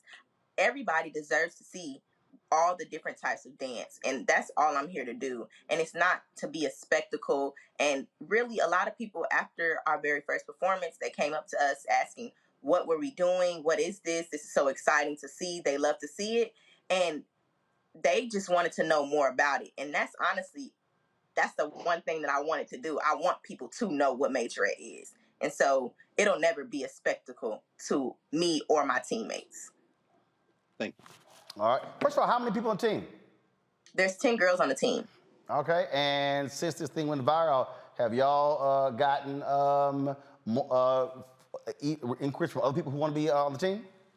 Yes. A lot of people have been reaching out, DMing me, even talking to my mama and dad. They're like, oh, are y'all taking auditions and da-da-da-da? And I'm like, whoa, relax. Guys, we just started, you know? But it's really exciting to see that more people want to get involved now, and it's just all for the right reasons to just continue uplifting Black art and Black artists. Will you allow any non-Black dancers? Honestly, that's really not what I'm thinking about right now, because there's already such a small amount of Black students. I want to make sure that this space is comfortable to all Black students. And so whether that means somebody that's not Black tries to audition, they are more than welcome to try to audition, but that's really not what I'm thinking about or the team is thinking about. We're just here to continue telling the Black stories and continue uplifting Black dance. All right, then. Well, look, we certainly appreciate you joining us. Glad to get you on the show talking about this here. And so, Princess Lang, thanks a lot. Thank you so much. All right, then. And so I'm sure when Reese goes to the USC, UCLA game, she'll be sitting near them trying to pick up some dance moves so she can... Nah, they still the ops. I'm still brewing through and through. I'll just twerk on the brewing side, though, okay? Yeah. I'll be a spectacle. Yeah, oh, Lord. Yeah, I'm sure. Yeah, that's a rare place for you. Gotcha. All right, let me go to a break, folks. We'll be back on Roland Martin Unfiltered. Be sure to download the Black Star Network app, Apple phone, Android phone, Apple TV, Android TV, Roku, Amazon Fire TV, Xbox One, Samsung Smart TV. Y'all watch it on YouTube. Stop freeloading. Hit the damn like button. Okay, it don't make any sense. I gotta ask y'all to hit the like button every single doggone day. We should easily be at 1.5K likes, y'all. It ain't that hard. Just go ahead. You can comment. You can hit the like button and comment. So just go ahead and hit the button. Okay. So when I come back from this break, we should easily eclipse 1.5K, and so I fully expect that to happen. Also, if you're on the app, Black Star Network app, if you're on Twitch or Instagram, Facebook, be sure to share as well. Also, Bring the Funk Fan Club, send your checks and money orders to P.O. Box 57196, Washington, D.C. 20037-0196. Cash App, $RM Unfiltered. PayPal, R Martin Unfiltered. Venmo is RM Unfiltered. Zelle is Roland at RolandSMartin.com. Roland at RolandMartinUnfiltered.com. And get my book, White Fear, How the Browning of America is Making White Folks Lose Their Minds. And y'all, it's happening every single day. Get the book everywhere. Amazon, Barnes & Noble, Ben Bella Books, IndieBound, Bookshop, Chapters, Books A Million, Target. You can download it from Audible and, of course, order through your favorite Black bookstore. We'll be right back. When we invest in ourselves, we all shine. Together, we are Black beyond measure. Welcome to Atlanta, one of the most expensive housing markets in America. But rather than help out, Brian Kemp cashed in. He made hundreds of thousands of dollars in real estate. His net worth skyrocketed. And while Atlantans struggled to stay in their homes, Kemp gave $10,000 tax handouts to the richest Georgians and a nearly $700 million no-bid contract to his campaign donor, Brian Kickback Kemp, making Georgia work for him, not you. When we invest in ourselves, we're investing in what's next for all of us. Growing, creating, making moves that move us all forward. Together, we are Black beyond measure. I've always said this, rather than to continue to fight for a fair piece of the pie and the equal slice of the pie, I want my hand on the knife that cuts the pie. And to that extent, who bakes the pie and who puts it in? And that's one of the things that got me involved in going into politics in the first instance. I'm tired of people making decisions for me. Right. And mine. I want to be a part of that decision-making process. And luckily, it has paid off in terms of seeing the progress that many people in America have made, particularly people of color. One thing bothers me now that we seem to be losing that. Right. By saying that we've got to be more concerned with other people than those people who were here. We built America.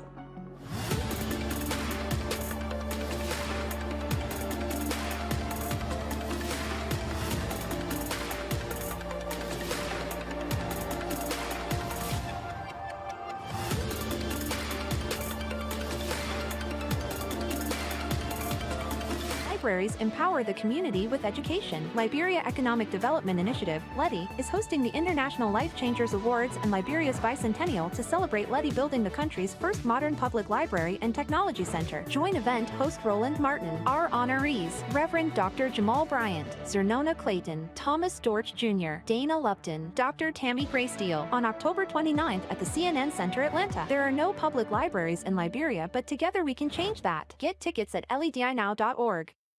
Hey, I'm Amber Stevens-West. I'm Avery Sunshine. So this is Roger Bow. I got a message for Roland Mascot. Oh, I'm sorry, Ascot Martin. Buddy, you're supposed to be hooking me up with some of these mascots. I'm sorry, ascots that you claim to wear. Where's mine, buddy? Where's mine? That's all I got to say to you, okay? Mascot, goodbye. Hi, this is Essence Atkins, and you're watching Roland Martin Unfiltered.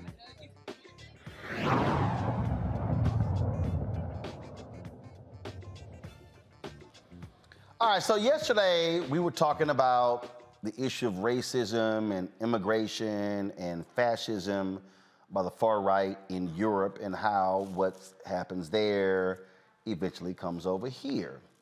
Well, today the Prime Minister in Great Britain, Liz Truss, quit. She resigned. Shortest tenure ever. She literally was Prime Minister for 6 weeks. Now, you may say, well, okay, I don't understand what the hell's it got to do with us. Well, the reason that's important to us is because what she did was, when she replaced Boris Johnson, she came in and she said, yo, we are going to cut taxes. We are going to do all this stuff to drive business. The economy tanked. Bond market, stock market. Europe was, the UK was in disarray. Massive pressure on her, huge blunder. She got forced out, she had to quit. The plan that she presented is literally the exact same plan Republicans want to do here in the United States if they win the House and the Senate. Yeah. In fact, Larry Kudlow actually was on television, and he was saying that it's literally the same plan. This is what, matter of fact, let me try to pull it up right here. Just so y'all understand why the election is important. Just so you understand why when we talk about these things, we're not just sitting here and when y'all are hearing it, y'all are just thinking, I don't understand what's going on. No, trust me, because what these folks are doing, y'all, I should be seeing the iPad in the bottom right, left corner. Come on. So, all right. So here's the thing. It's not showing up. Are you hearing it? All right. I'm gonna try to figure out what's going on here. In London. But What do I mean by that? okay. So listen. The U.S. midterm elections cavalry arrived early in London. What do I mean by that? Well, the new British Prime Minister Liz Truss has laid out a terrific supply-side economic growth plan, which looks a lot like the basic thrust of Kevin McCarthy's Commitment to America plan. Let's start with Truss. She is slashing tax rates and deregulating energy. I just love it. That's the liberal business media. This is wonderful. The liberal business media, you know what I'm talking about, is now trashing her plan. That tells me Truss has it exactly right. The U.S. midterm elections cavalry arrived early Again, in Cutlass said What do I mean all by that. She has it just right. That was 6 weeks ago. Today, she out of a job. I'm saying that because I'm trying to get black folks to understand. You got all these, and then you couple that with all these folks, Jamie Dimon, Elon Musk, all these folks saying we're going towards a recession. Larry Summers, Harvard president, worked in the Obama administration, White House, all his, supposedly he thinks he's the smartest person in the world. He literally said, and see, this is what I don't understand, Greg. He literally said, to avert a recession, we need higher unemployment. Mm-hmm. All these rich folk, the economy, we need to cool the economy off. The unemployment is too low. Too low? Yeah. I hope people understand what we're trying to lay out here. Greg, go ahead. No, you're right. I mean, this is where it's really not complicated, but we don't want to hear it. So we don't really talk about it. The villain of this piece is capitalism. And capitalism doesn't have a country. It's global. The UK, whoever, and they're fighting now, is it going to be the guy who was Chancellor of Exchequer before? Is he going to be Boris Johnson has been brought up again? He may be back from the political dead. They're going to run the program that Truss put out. She threw the brother under the bus, the Ghanaian cat, people from Ghana, Kwame Kwarteng, Exchequer Chancellor. That didn't work, so she had to quit. But they're going to run that plan. See, the problem is that there are record profits now for these companies. The oil companies have record profits. And we're going to talk a minute maybe about Biden and stock buyback. But poor people seem to think somehow they're going to end up owning stock and be rich too. This is cosplay. This is where the duopoly comes in. The Republicans and Democrats really don't have a whole lot of difference, except when it comes to voter base. When you start talking about economic policy, there's a reason why Jamie Dimon and Lawrence Summers and all of them are in the Democratic Party. Because while you can be socially liberal, their fiscal policy is hyper-capitalism. JP Morgan's doing quite well. Now, they've had some problems recently, but they're taking their profits and they're plowing them into the stock. There you go. So, And you've explained this many times, Roland. The other thing I would say is that this is in some ways political theater. Truss is going to be okay. Truss may not be there, but the UK is probably going to run that plan. And when the White Nationalist Party comes in, they are going to run that plan too. Now, finally, the only hope that poor people have, and poor whites can't hear this, so I'm really talking to poor black people. The only hope that we have is to put pressure on that one half of the duopoly, the Democratic Party, who needs our votes to be in power. And then you might be able to push some policy through. Now, when you think about it that way, then people say, well, we're the party of the working class. No, you're the party of capital too, but you need our votes. So therefore, you can talk about expanding the safety net. You can do all those things. See, the Republican Party don't need to talk about that because they too are the party of capital, and they are being financed by some of the same people. And I don't like the fact, for example, it's homecoming to Howard, and the guy who's pumping all this Nike stuff on Howard's campus, Phil Knight, just pumped millions of dollars into these right-wing candidates. He wants your money, and he don't give a damn about your policy. So, the Democrats are going to push for loan forgiveness and student loans, this kind of thing. I don't know. You probably saw it, Roland. Amy Coney Barrett just rejected the attempt in Wisconsin to forestall the loan, forgiveness and letting it go into effect. That's because people in this country know if you push people to the point where they have nothing to lose, capitalism could collapse. And that's what happened to Liz Truss in England. It wasn't a change in policy. It was just that you piss enough poor people off and they may come for you. So the conservatives are trying to keep themselves in power so they can run that game plan they were going to run under Truss. All I'm trying to get people to understand here, Teresa, is people need to be very careful, okay? By not voting, if you look, let me say it again, by not voting, you're talking about putting the people in power who want to bring back the massive tax cuts that exploded the deficit, did not impact low income or middle income people. It was absolutely for the top 1%. And that's what they're pushing. And people need to understand, if you say you care about the economy right now, and you care about inflation and food prices, these people want unemployment high. They want to completely cut off unemployment benefits.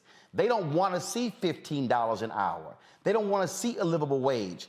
What they want is for these companies to make more money. The oil companies, Teresa, made $75.5 billion. The top 6 oil companies made $75.5 billion in profit in 3 months. That's right. We can go down the line, the companies, record profits, and how the increase in prices exists. They don't have to increase the prices. They're doing it because they're saying, we want to snatch more of your money. Teresa, go ahead. You're absolutely right. And so when people are complaining at the pump, they're complaining, about some of the household needs that they need from their government, and they want their government to provide. They need to understand that their government is their vote. So half the battle is making sure that people understand that some of these economic issues that are happening in your neighborhoods and in your communities are happening because of the lack thereof to vote and the lack of understanding of why you vote. So I think there has been a real critical approach that has been happening from organizations, but honestly, it's really just happening during election season.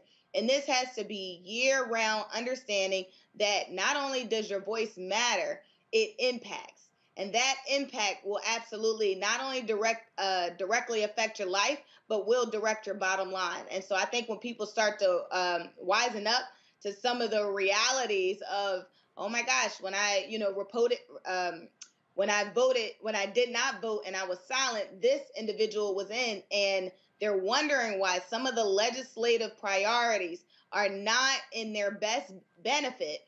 It's because the lack thereof, the lack of vote, and that's why you're seeing the increase of an impact. Reese? The reality is that the economy messaging war has already been won when you look at the Republicans, we look at the mainstream media, because people believe that we're in a recession, even though record unemployment is low, because people go by the textbook definition, which is not necessarily what the economic experts go by. And so what this is just doing is getting people primed for forced unemployment. Because of the low unemployment, people have been getting paid more. And so this is just all really a messaging game, just to get people accustomed to the idea that they're going to take measures to inflict pain on us, and they're going to make us as a society feel like that's necessary to get inflation down, when the reality is there are a variety of things pushing inflation, namely, like you guys have said, price gouging, but also you have the Ukrainian conflict.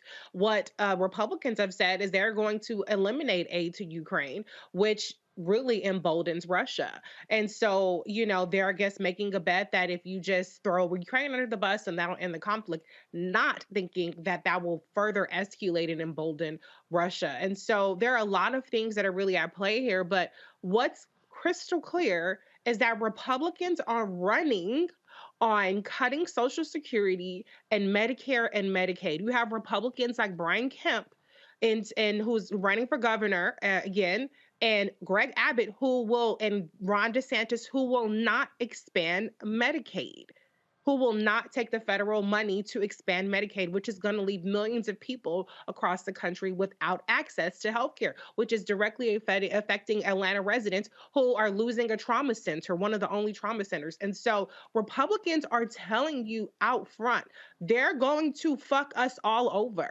They are not going to do anything that's going to improve our life. If you don't get more rights, if you're going to lose your voting rights, you're going to lose your reproductive rights, you're going to lose your health care, your safety net, because Black folks ain't got the most robust 401ks. Let's just be clear here. And a lot of the things that have been won in the Inflation Reduction Act were specific to government handled programs, because the Republicans blocked, for instance, $35 insulin for everybody else. And so Republicans are telling you that they're going to be destructive. And for some stupid ass reason, People are not believing them when they're being very clear on that. And if they vacillate just a little bit, like Herschel Walker said that he supports a heartbeat bill that has an exception for the life of the mother, even though he has been running up until now saying he does not support abortion, even if it saves the life of a mother, then people say that they're moderating. No, Republicans are extreme. They're radical. They're coming for every aspect of our lives. And that is not an exaggeration to see. So if you cannot find it in your heart to be impressed by student loan forgiveness, by the child tax credit, which cut child poverty in half for Black people, the increased SNAP benefit, that increased food security for people, for the advances that have made actual drastic difference in expanding Medicaid care for mothers for up to a year, which has been an initiative led by Vice President Kamala Harris. The investments in infrastructure, especially in water infrastructure. If you cannot be impressed by that, but then God damn it, at least want to hold on to what's coming out of your paycheck every single week, because that's not discretionary. And Rick Scott, Marco Rubio, Ron Johnson in Wisconsin, Kevin McCarthy, Mitch McConnell are going to take what we've been paying in for our whole damn lives away from us if they get the chance. Yep, just letting y'all know. All right, y'all, gotta go to a break. We come back. Marketplace segment right here on Roland Martin Unfiltered on the Black Star Network. Speaking of the Black Star Network, download the app, Apple phone, Android phone, Apple TV, Android TV, Roku, Amazon Fire TV, Xbox One, Samsung Smart TV. Join our Bring the Funk fan club. Send your chicken money orders. P.O. Box 57196, Washington, D.C. 20037-0196. Cash App is $RM Unfiltered. PayPal is R Martin Unfiltered. Venmo is RM Unfiltered. Zelle is Roland at RolandSMartin.com. Roland at RolandMartinUnfiltered.com. Download the copy, get your copy of the book White Fear, available at all bookstores. And of course, you can also download it on Audible or order through your favorite Black bookstore.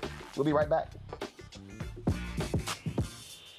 When we invest in ourselves, our glow, our vision, our vibe, we all shine.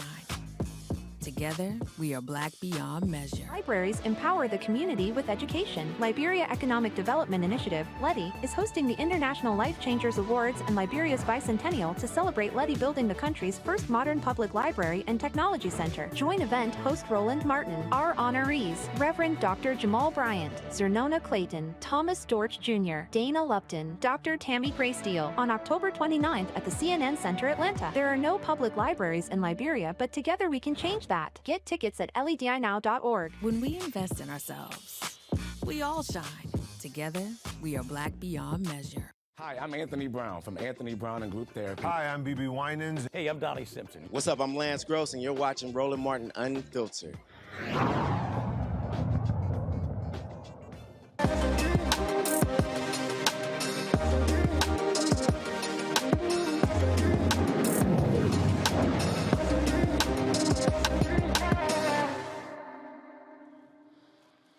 All right, so yes, I am chilling today, relaxing. Got my, my athletic outfit. I wanted to show some love to Black Voters Matter today, but y'all normally know I dress up. Now I know we living in a world today where cats got Timberlands and they wearing damn T-shirts everywhere.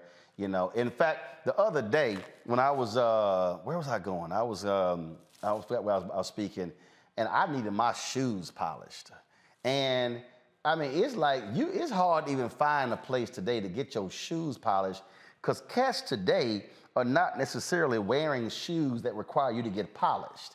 But some of us still might call ourselves old school brothers. Look, my daddy taught me and my brother how to dress. And so that's how we roll. And so my next guest, y'all, is a Black shoe designer. He makes high quality shoes. Of course, many folks use these cheap materials. He's like, no, we ain't doing that. Aaron Sharp saw an opportunity to create Mandeaux Laureano, an environmentally sustainable, Black-owned luxury brand. Their men and women's shoes are designed with longevity because they believe in keeping their products out of landfills as long as possible and saving clients money in the long run and preserving the planet. They also sell specialty coffee. They got it all going on. Joining us right now is Aaron Sharp. He's coming to us from Anchorage, Alaska. So are you based in Anchorage, Alaska? I am. I live here in Anchorage. We actually have a workshop in Spain, and that's where our shoes are made. Well, for you in Anchorage, so hell, all you got is time to make some shoes. I'm just, I'll just mess with. But so first of all, so how did this even start? How did you even just say, yo, I want my own luxury shoe line? You know what? I looked around at the end of 2019, and I didn't see too many Black-owned luxury shoe brands. I saw a lot of celebrities, Black celebrities that were partnering with these large brands like Adidas and Nike, but didn't really own their brand. And I wanted to change that, so I started my own. So, when did you start it? What year? At the end of 2019. In 2019, and so. When you started, how many different shoes did you have? How many you have now?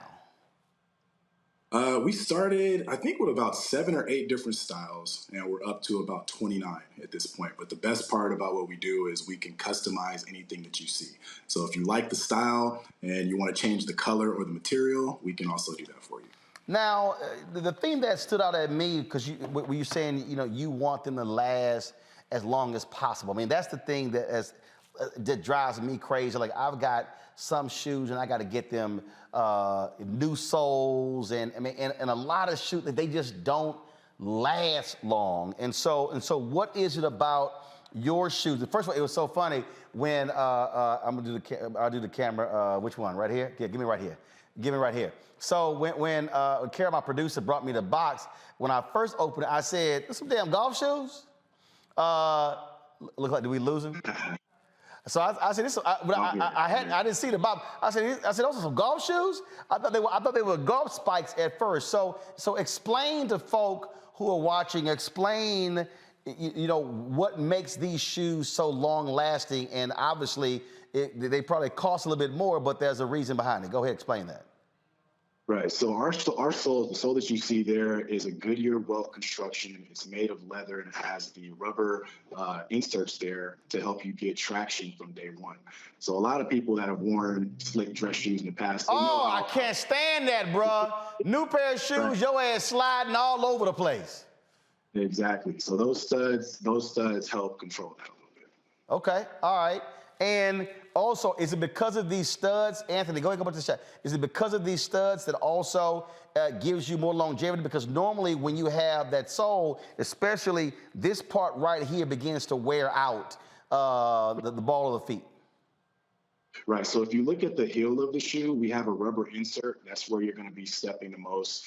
So we put that rubber there to make sure that it gives you a little bit more longevity. And then the sole itself is all leather with those rubber inserts. So once that sole goes soft, you're able to get it replaced because of the Goodyear welt construction. Wow. So okay. All right then. Now what are your shoes? What do your shoes run? That shoe that you have in your hand runs about $450. We have like sneakers like this, like what you see there is about $265.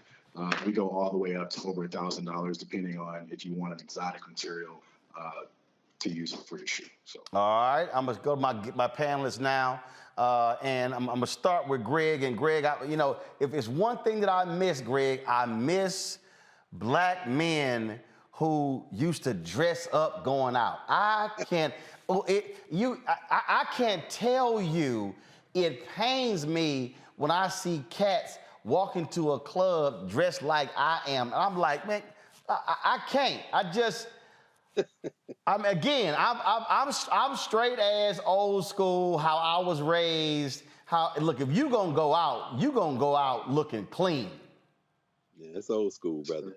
I mean, I certainly don't and have never operated or moved in those orbits. But as a Southerner of a certain age, you are absolutely right when it comes to that. And of course, it begins, as my daddy would say, my man Nate Norman down in Morehouse would say, it starts with the shoes, brother.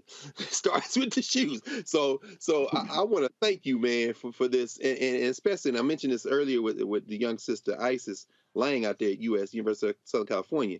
Nike has signed, or Jordan has signed a 20-year deal with Howard. And I'm seeing this whole trendsetters, trendmakers, some kind of branding they got now with all the HBCUs. Could you say something about how important it is, not just to have style, but to own style and support Black businesses. 'Cause I swear I wish you had had a 20-year deal.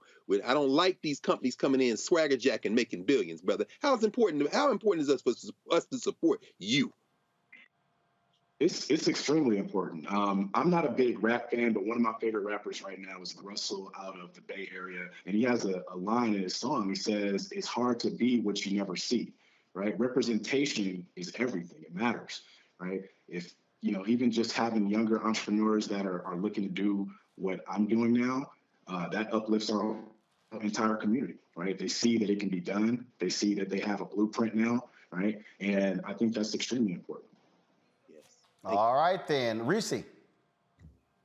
I just have to say, I think the shoes are just incredibly debonair and stylish. Are you guys looking to scale up? Because I noticed that their production time can be a little bit longer. There are certain, brands or certain shoes that are a little bit quicker to get if people want to get them really quickly. Or, is that your next step, you think, in terms of having a larger stock on hand so that people can get access to your shoes in a really quick manner? Right. So we have what's called quick ship, and we have about 7 styles of shoes that are available in quick ship. And it takes about 2 weeks for us to handcraft those shoes and get them to you. The issue is that there's so many people that want to customize our product. So having a bunch of stock in our standard lineup doesn't really work for us. We have to make sure that we can do stuff for you guys from scratch, and be able to accommodate those that want custom shoes. Awesome. All right, Teresa. Yes, Aaron, congratulations. I literally went straight to your women's line. As you can see, I am a business professional, so I am always looking for some high-end heels. And I'll be ordering my pair today with the Roland Martin code today so we can track it. So I think my question for you is, I see the investment and I see the passion. This is me with my communications hat on. So in order for some of these bigger brands, in order, to become a brand, they had to invest in marketing. So if that is not a part of the 2023, because even the background on the soles, which are highly important, and I am so tired of going to some of these events and men are just slipping across the floor. I think if they knew about your branding, your product, it definitely would make a difference, and also feel really proud to utilize this type of product. So, if you're not, expanding on the marketing in terms of social media, please do, because I think this product is really worth it. Thank you so much. All right. Well, certainly let us know about that. Now, folks, if you want to check it out, go to is it Mandeaux? Is that how it's pronounced? Mandeaux. Correct. Mandeaux Shoes, Mandeaux SHOES. Facebook, Mandeaux as well. And the discount code is RMU10. If you want to go to their website, mandeaux.com, MANDEAUX.com, it's RMU10. And we certainly appreciate it, man. Thanks a bunch. Good luck. I'm sure I'm going to get a text in a second from my dad, actually, and he need to go. Don't even send me no damn text. No, you will not be getting these shoes. So that's that. I know I'm going to get a text. Trust me. Roland, did you get a chance to see the heel, on the side of your heel? What's on there? Hold up. Let me see. Oh, see, that's a smart man right there. All right, so Greg, I'm going to show you this here. So hold up, let me go into the camera. Anthony, can you zoom in? So he said they customized, so on the side of the heel, it says, and I might as well do it right next to the alpha ring. It says RSM 1906 on the heel. Oh. RSM 1906. Oh, yeah, that's what I'm talking about. Oh, now. There you go. There you go. See? Yeah. That's beautiful, brother. See, so to my dad, sorry, Daddy, you can't get these. You can't get them because your initials are RLM. And my brother, my dad, my brother, and me, we all wear the same size. So my brother, he junior, so he RLM. So yeah, I see. I can't. Y'all can blame Aaron. I can't give y'all the shoes now because it says RSM. Now my brother, he is an alpha, but he RLM and he ain't RSM. So sorry, but brother, that's cool. So now I've never seen shoes where you can put something on the heel. So that is a good customized touch right there. That ain't gonna save you, Roland. All they gonna do is tell you to go, and Aaron can make them shoes for them too. No, but they can go to Aaron's website, Mandeaux.com, and use that promo code RMU10, and we want to get them some shoes. And I appreciate it, man. Good luck, and hopefully, man, y'all build and grow the business. And I look forward to going to the website and checking out some of your other products. Thank you so much for having me. I appreciate it, brother. Thanks a lot. Folks, I told y'all, that's why y'all got to watch this show.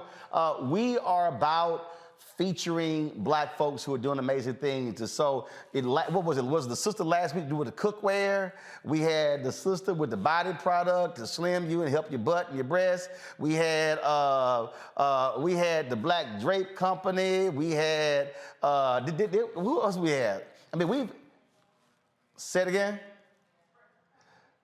Oh, yeah, of course, my girl, Windsor Barbie, will do the upfitter for sprinters. By the way, our sprinter will get back from Mercedes factory November 1st, and they'll have about 8 to 12 weeks to customize it. So I cannot wait to show y'all what that bad boy is going to look like. And so that's why this show is important, because this is not just about news and information. It's featuring these black-owned businesses like Mandeaux.com and so many others. And so, and Keenan, let me know. And somebody actually, so I need y'all to work on this. Somebody asked me, somebody said, can we put together a web page that's like a marketplace of all of the marketplace segments that we've had? That way we can just feature the websites of all of them, and then we have the video links to all of them just in one location. So Keenan, let's work on that and do that. So, all right, y'all. Greg, my daddy talking about, tell Greg thanks for the plug. Hey, Roland, my papa's ancestor, so I know that he would probably be saying the same thing. So, Mr. Martin, I got a cape for him. You know that's my man. Wait a minute, then my mama gonna send me a text talking about get him a pair for Christmas. Uh-oh, there it is. Didn't I just pay for y'all to go to Jamaica? That was then. No, that wasn't then. That was last week. Well, Janet Jackson said, "What have you done for me lately, bro?" Well, I'm going to the Society of Professional Journalists Hall of Fame next week, and I'm flying them up. I mean, but Lord, y'all, man, y'all, that's right. That plane, that trip next week is that's the shoe budget. That trip next week is the shoe budget. All right, y'all. That's it. Teresa, Reese, Greg, I certainly appreciate it. Thanks so very much. Folks, be sure, again, why is it important for y'all to support this show? Why should you download the app? Ain't nobody doing what we're doing. Nobody.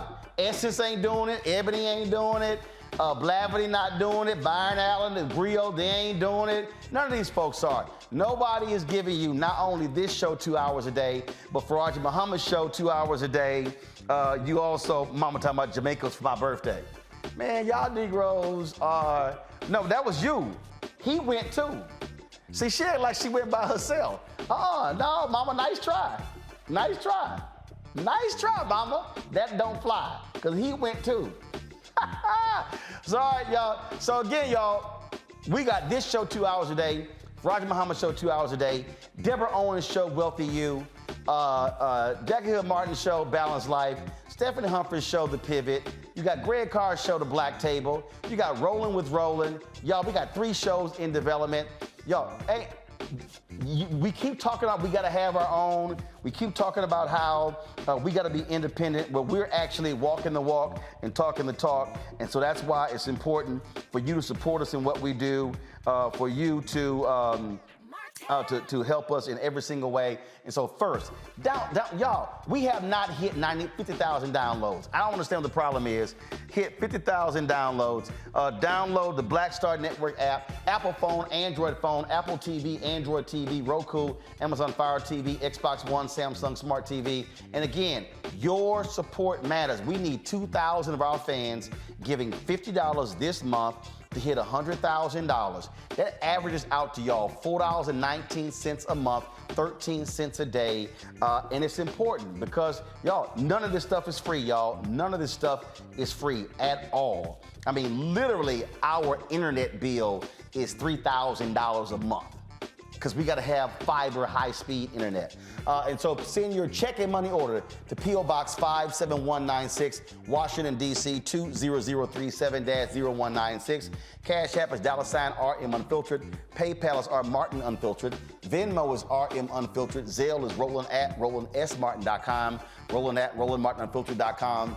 And of course, get your book, White Fear, How the Browning of America is Making White Folks Lose Their Minds. Available at Ben Bella Books, Amazon, Barnes & Noble, IndieBound, Bookshop, Chapters, Books A Million, Target. Order it from your favorite black bookstore. Download it from Audible as well. We certainly appreciate that. And y'all know how we do. And so we just keep it going. I'll be here tomorrow. Hey, Saturday, I'm in Buffalo speaking to the Buffalo NAACP for the Freedom Fund dinner. On Sunday, do y'all have the graphic? The GOTV rally is taking place in Houston. We'll have that for you tomorrow, y'all. And so that's taking place on Sunday. So I'll be in Houston on Sunday. The Fight for Democracy that's taking place there. Then we're back in Swainsboro, Georgia on Monday. Y'all, let me tell you something. The folk in Swainsboro, Georgia was so hyped that they told the Warnock people, we want Roland Martin back. And so they took out a newspaper ad. And they said they gonna pack the joint out. They were not happy they didn't pack it out last time. So they said they gonna have 300 to 400 people in Swainsboro, Georgia on Monday for our live show. So we're gonna be back in Swainsboro, Georgia on Monday. I don't know where we're gonna be on Tuesday in Georgia, but we're definitely gonna be in Swainsboro on Monday. So whole lot of things happening. I ain't got no days off, but it's all good. It's election season. We got to do what we do to make sure our folk get elected and do what we need them to do. All right, y'all, that's it. I gotta now bounce. I gotta go do something with the Memorial Foundation, do the live Zoom. Look, the work never ceases. But remember, we about us, about our people, about us speaking to our issues and helping our people. And so we're always glad to do it. So that's it. I'll see y'all tomorrow. Holla!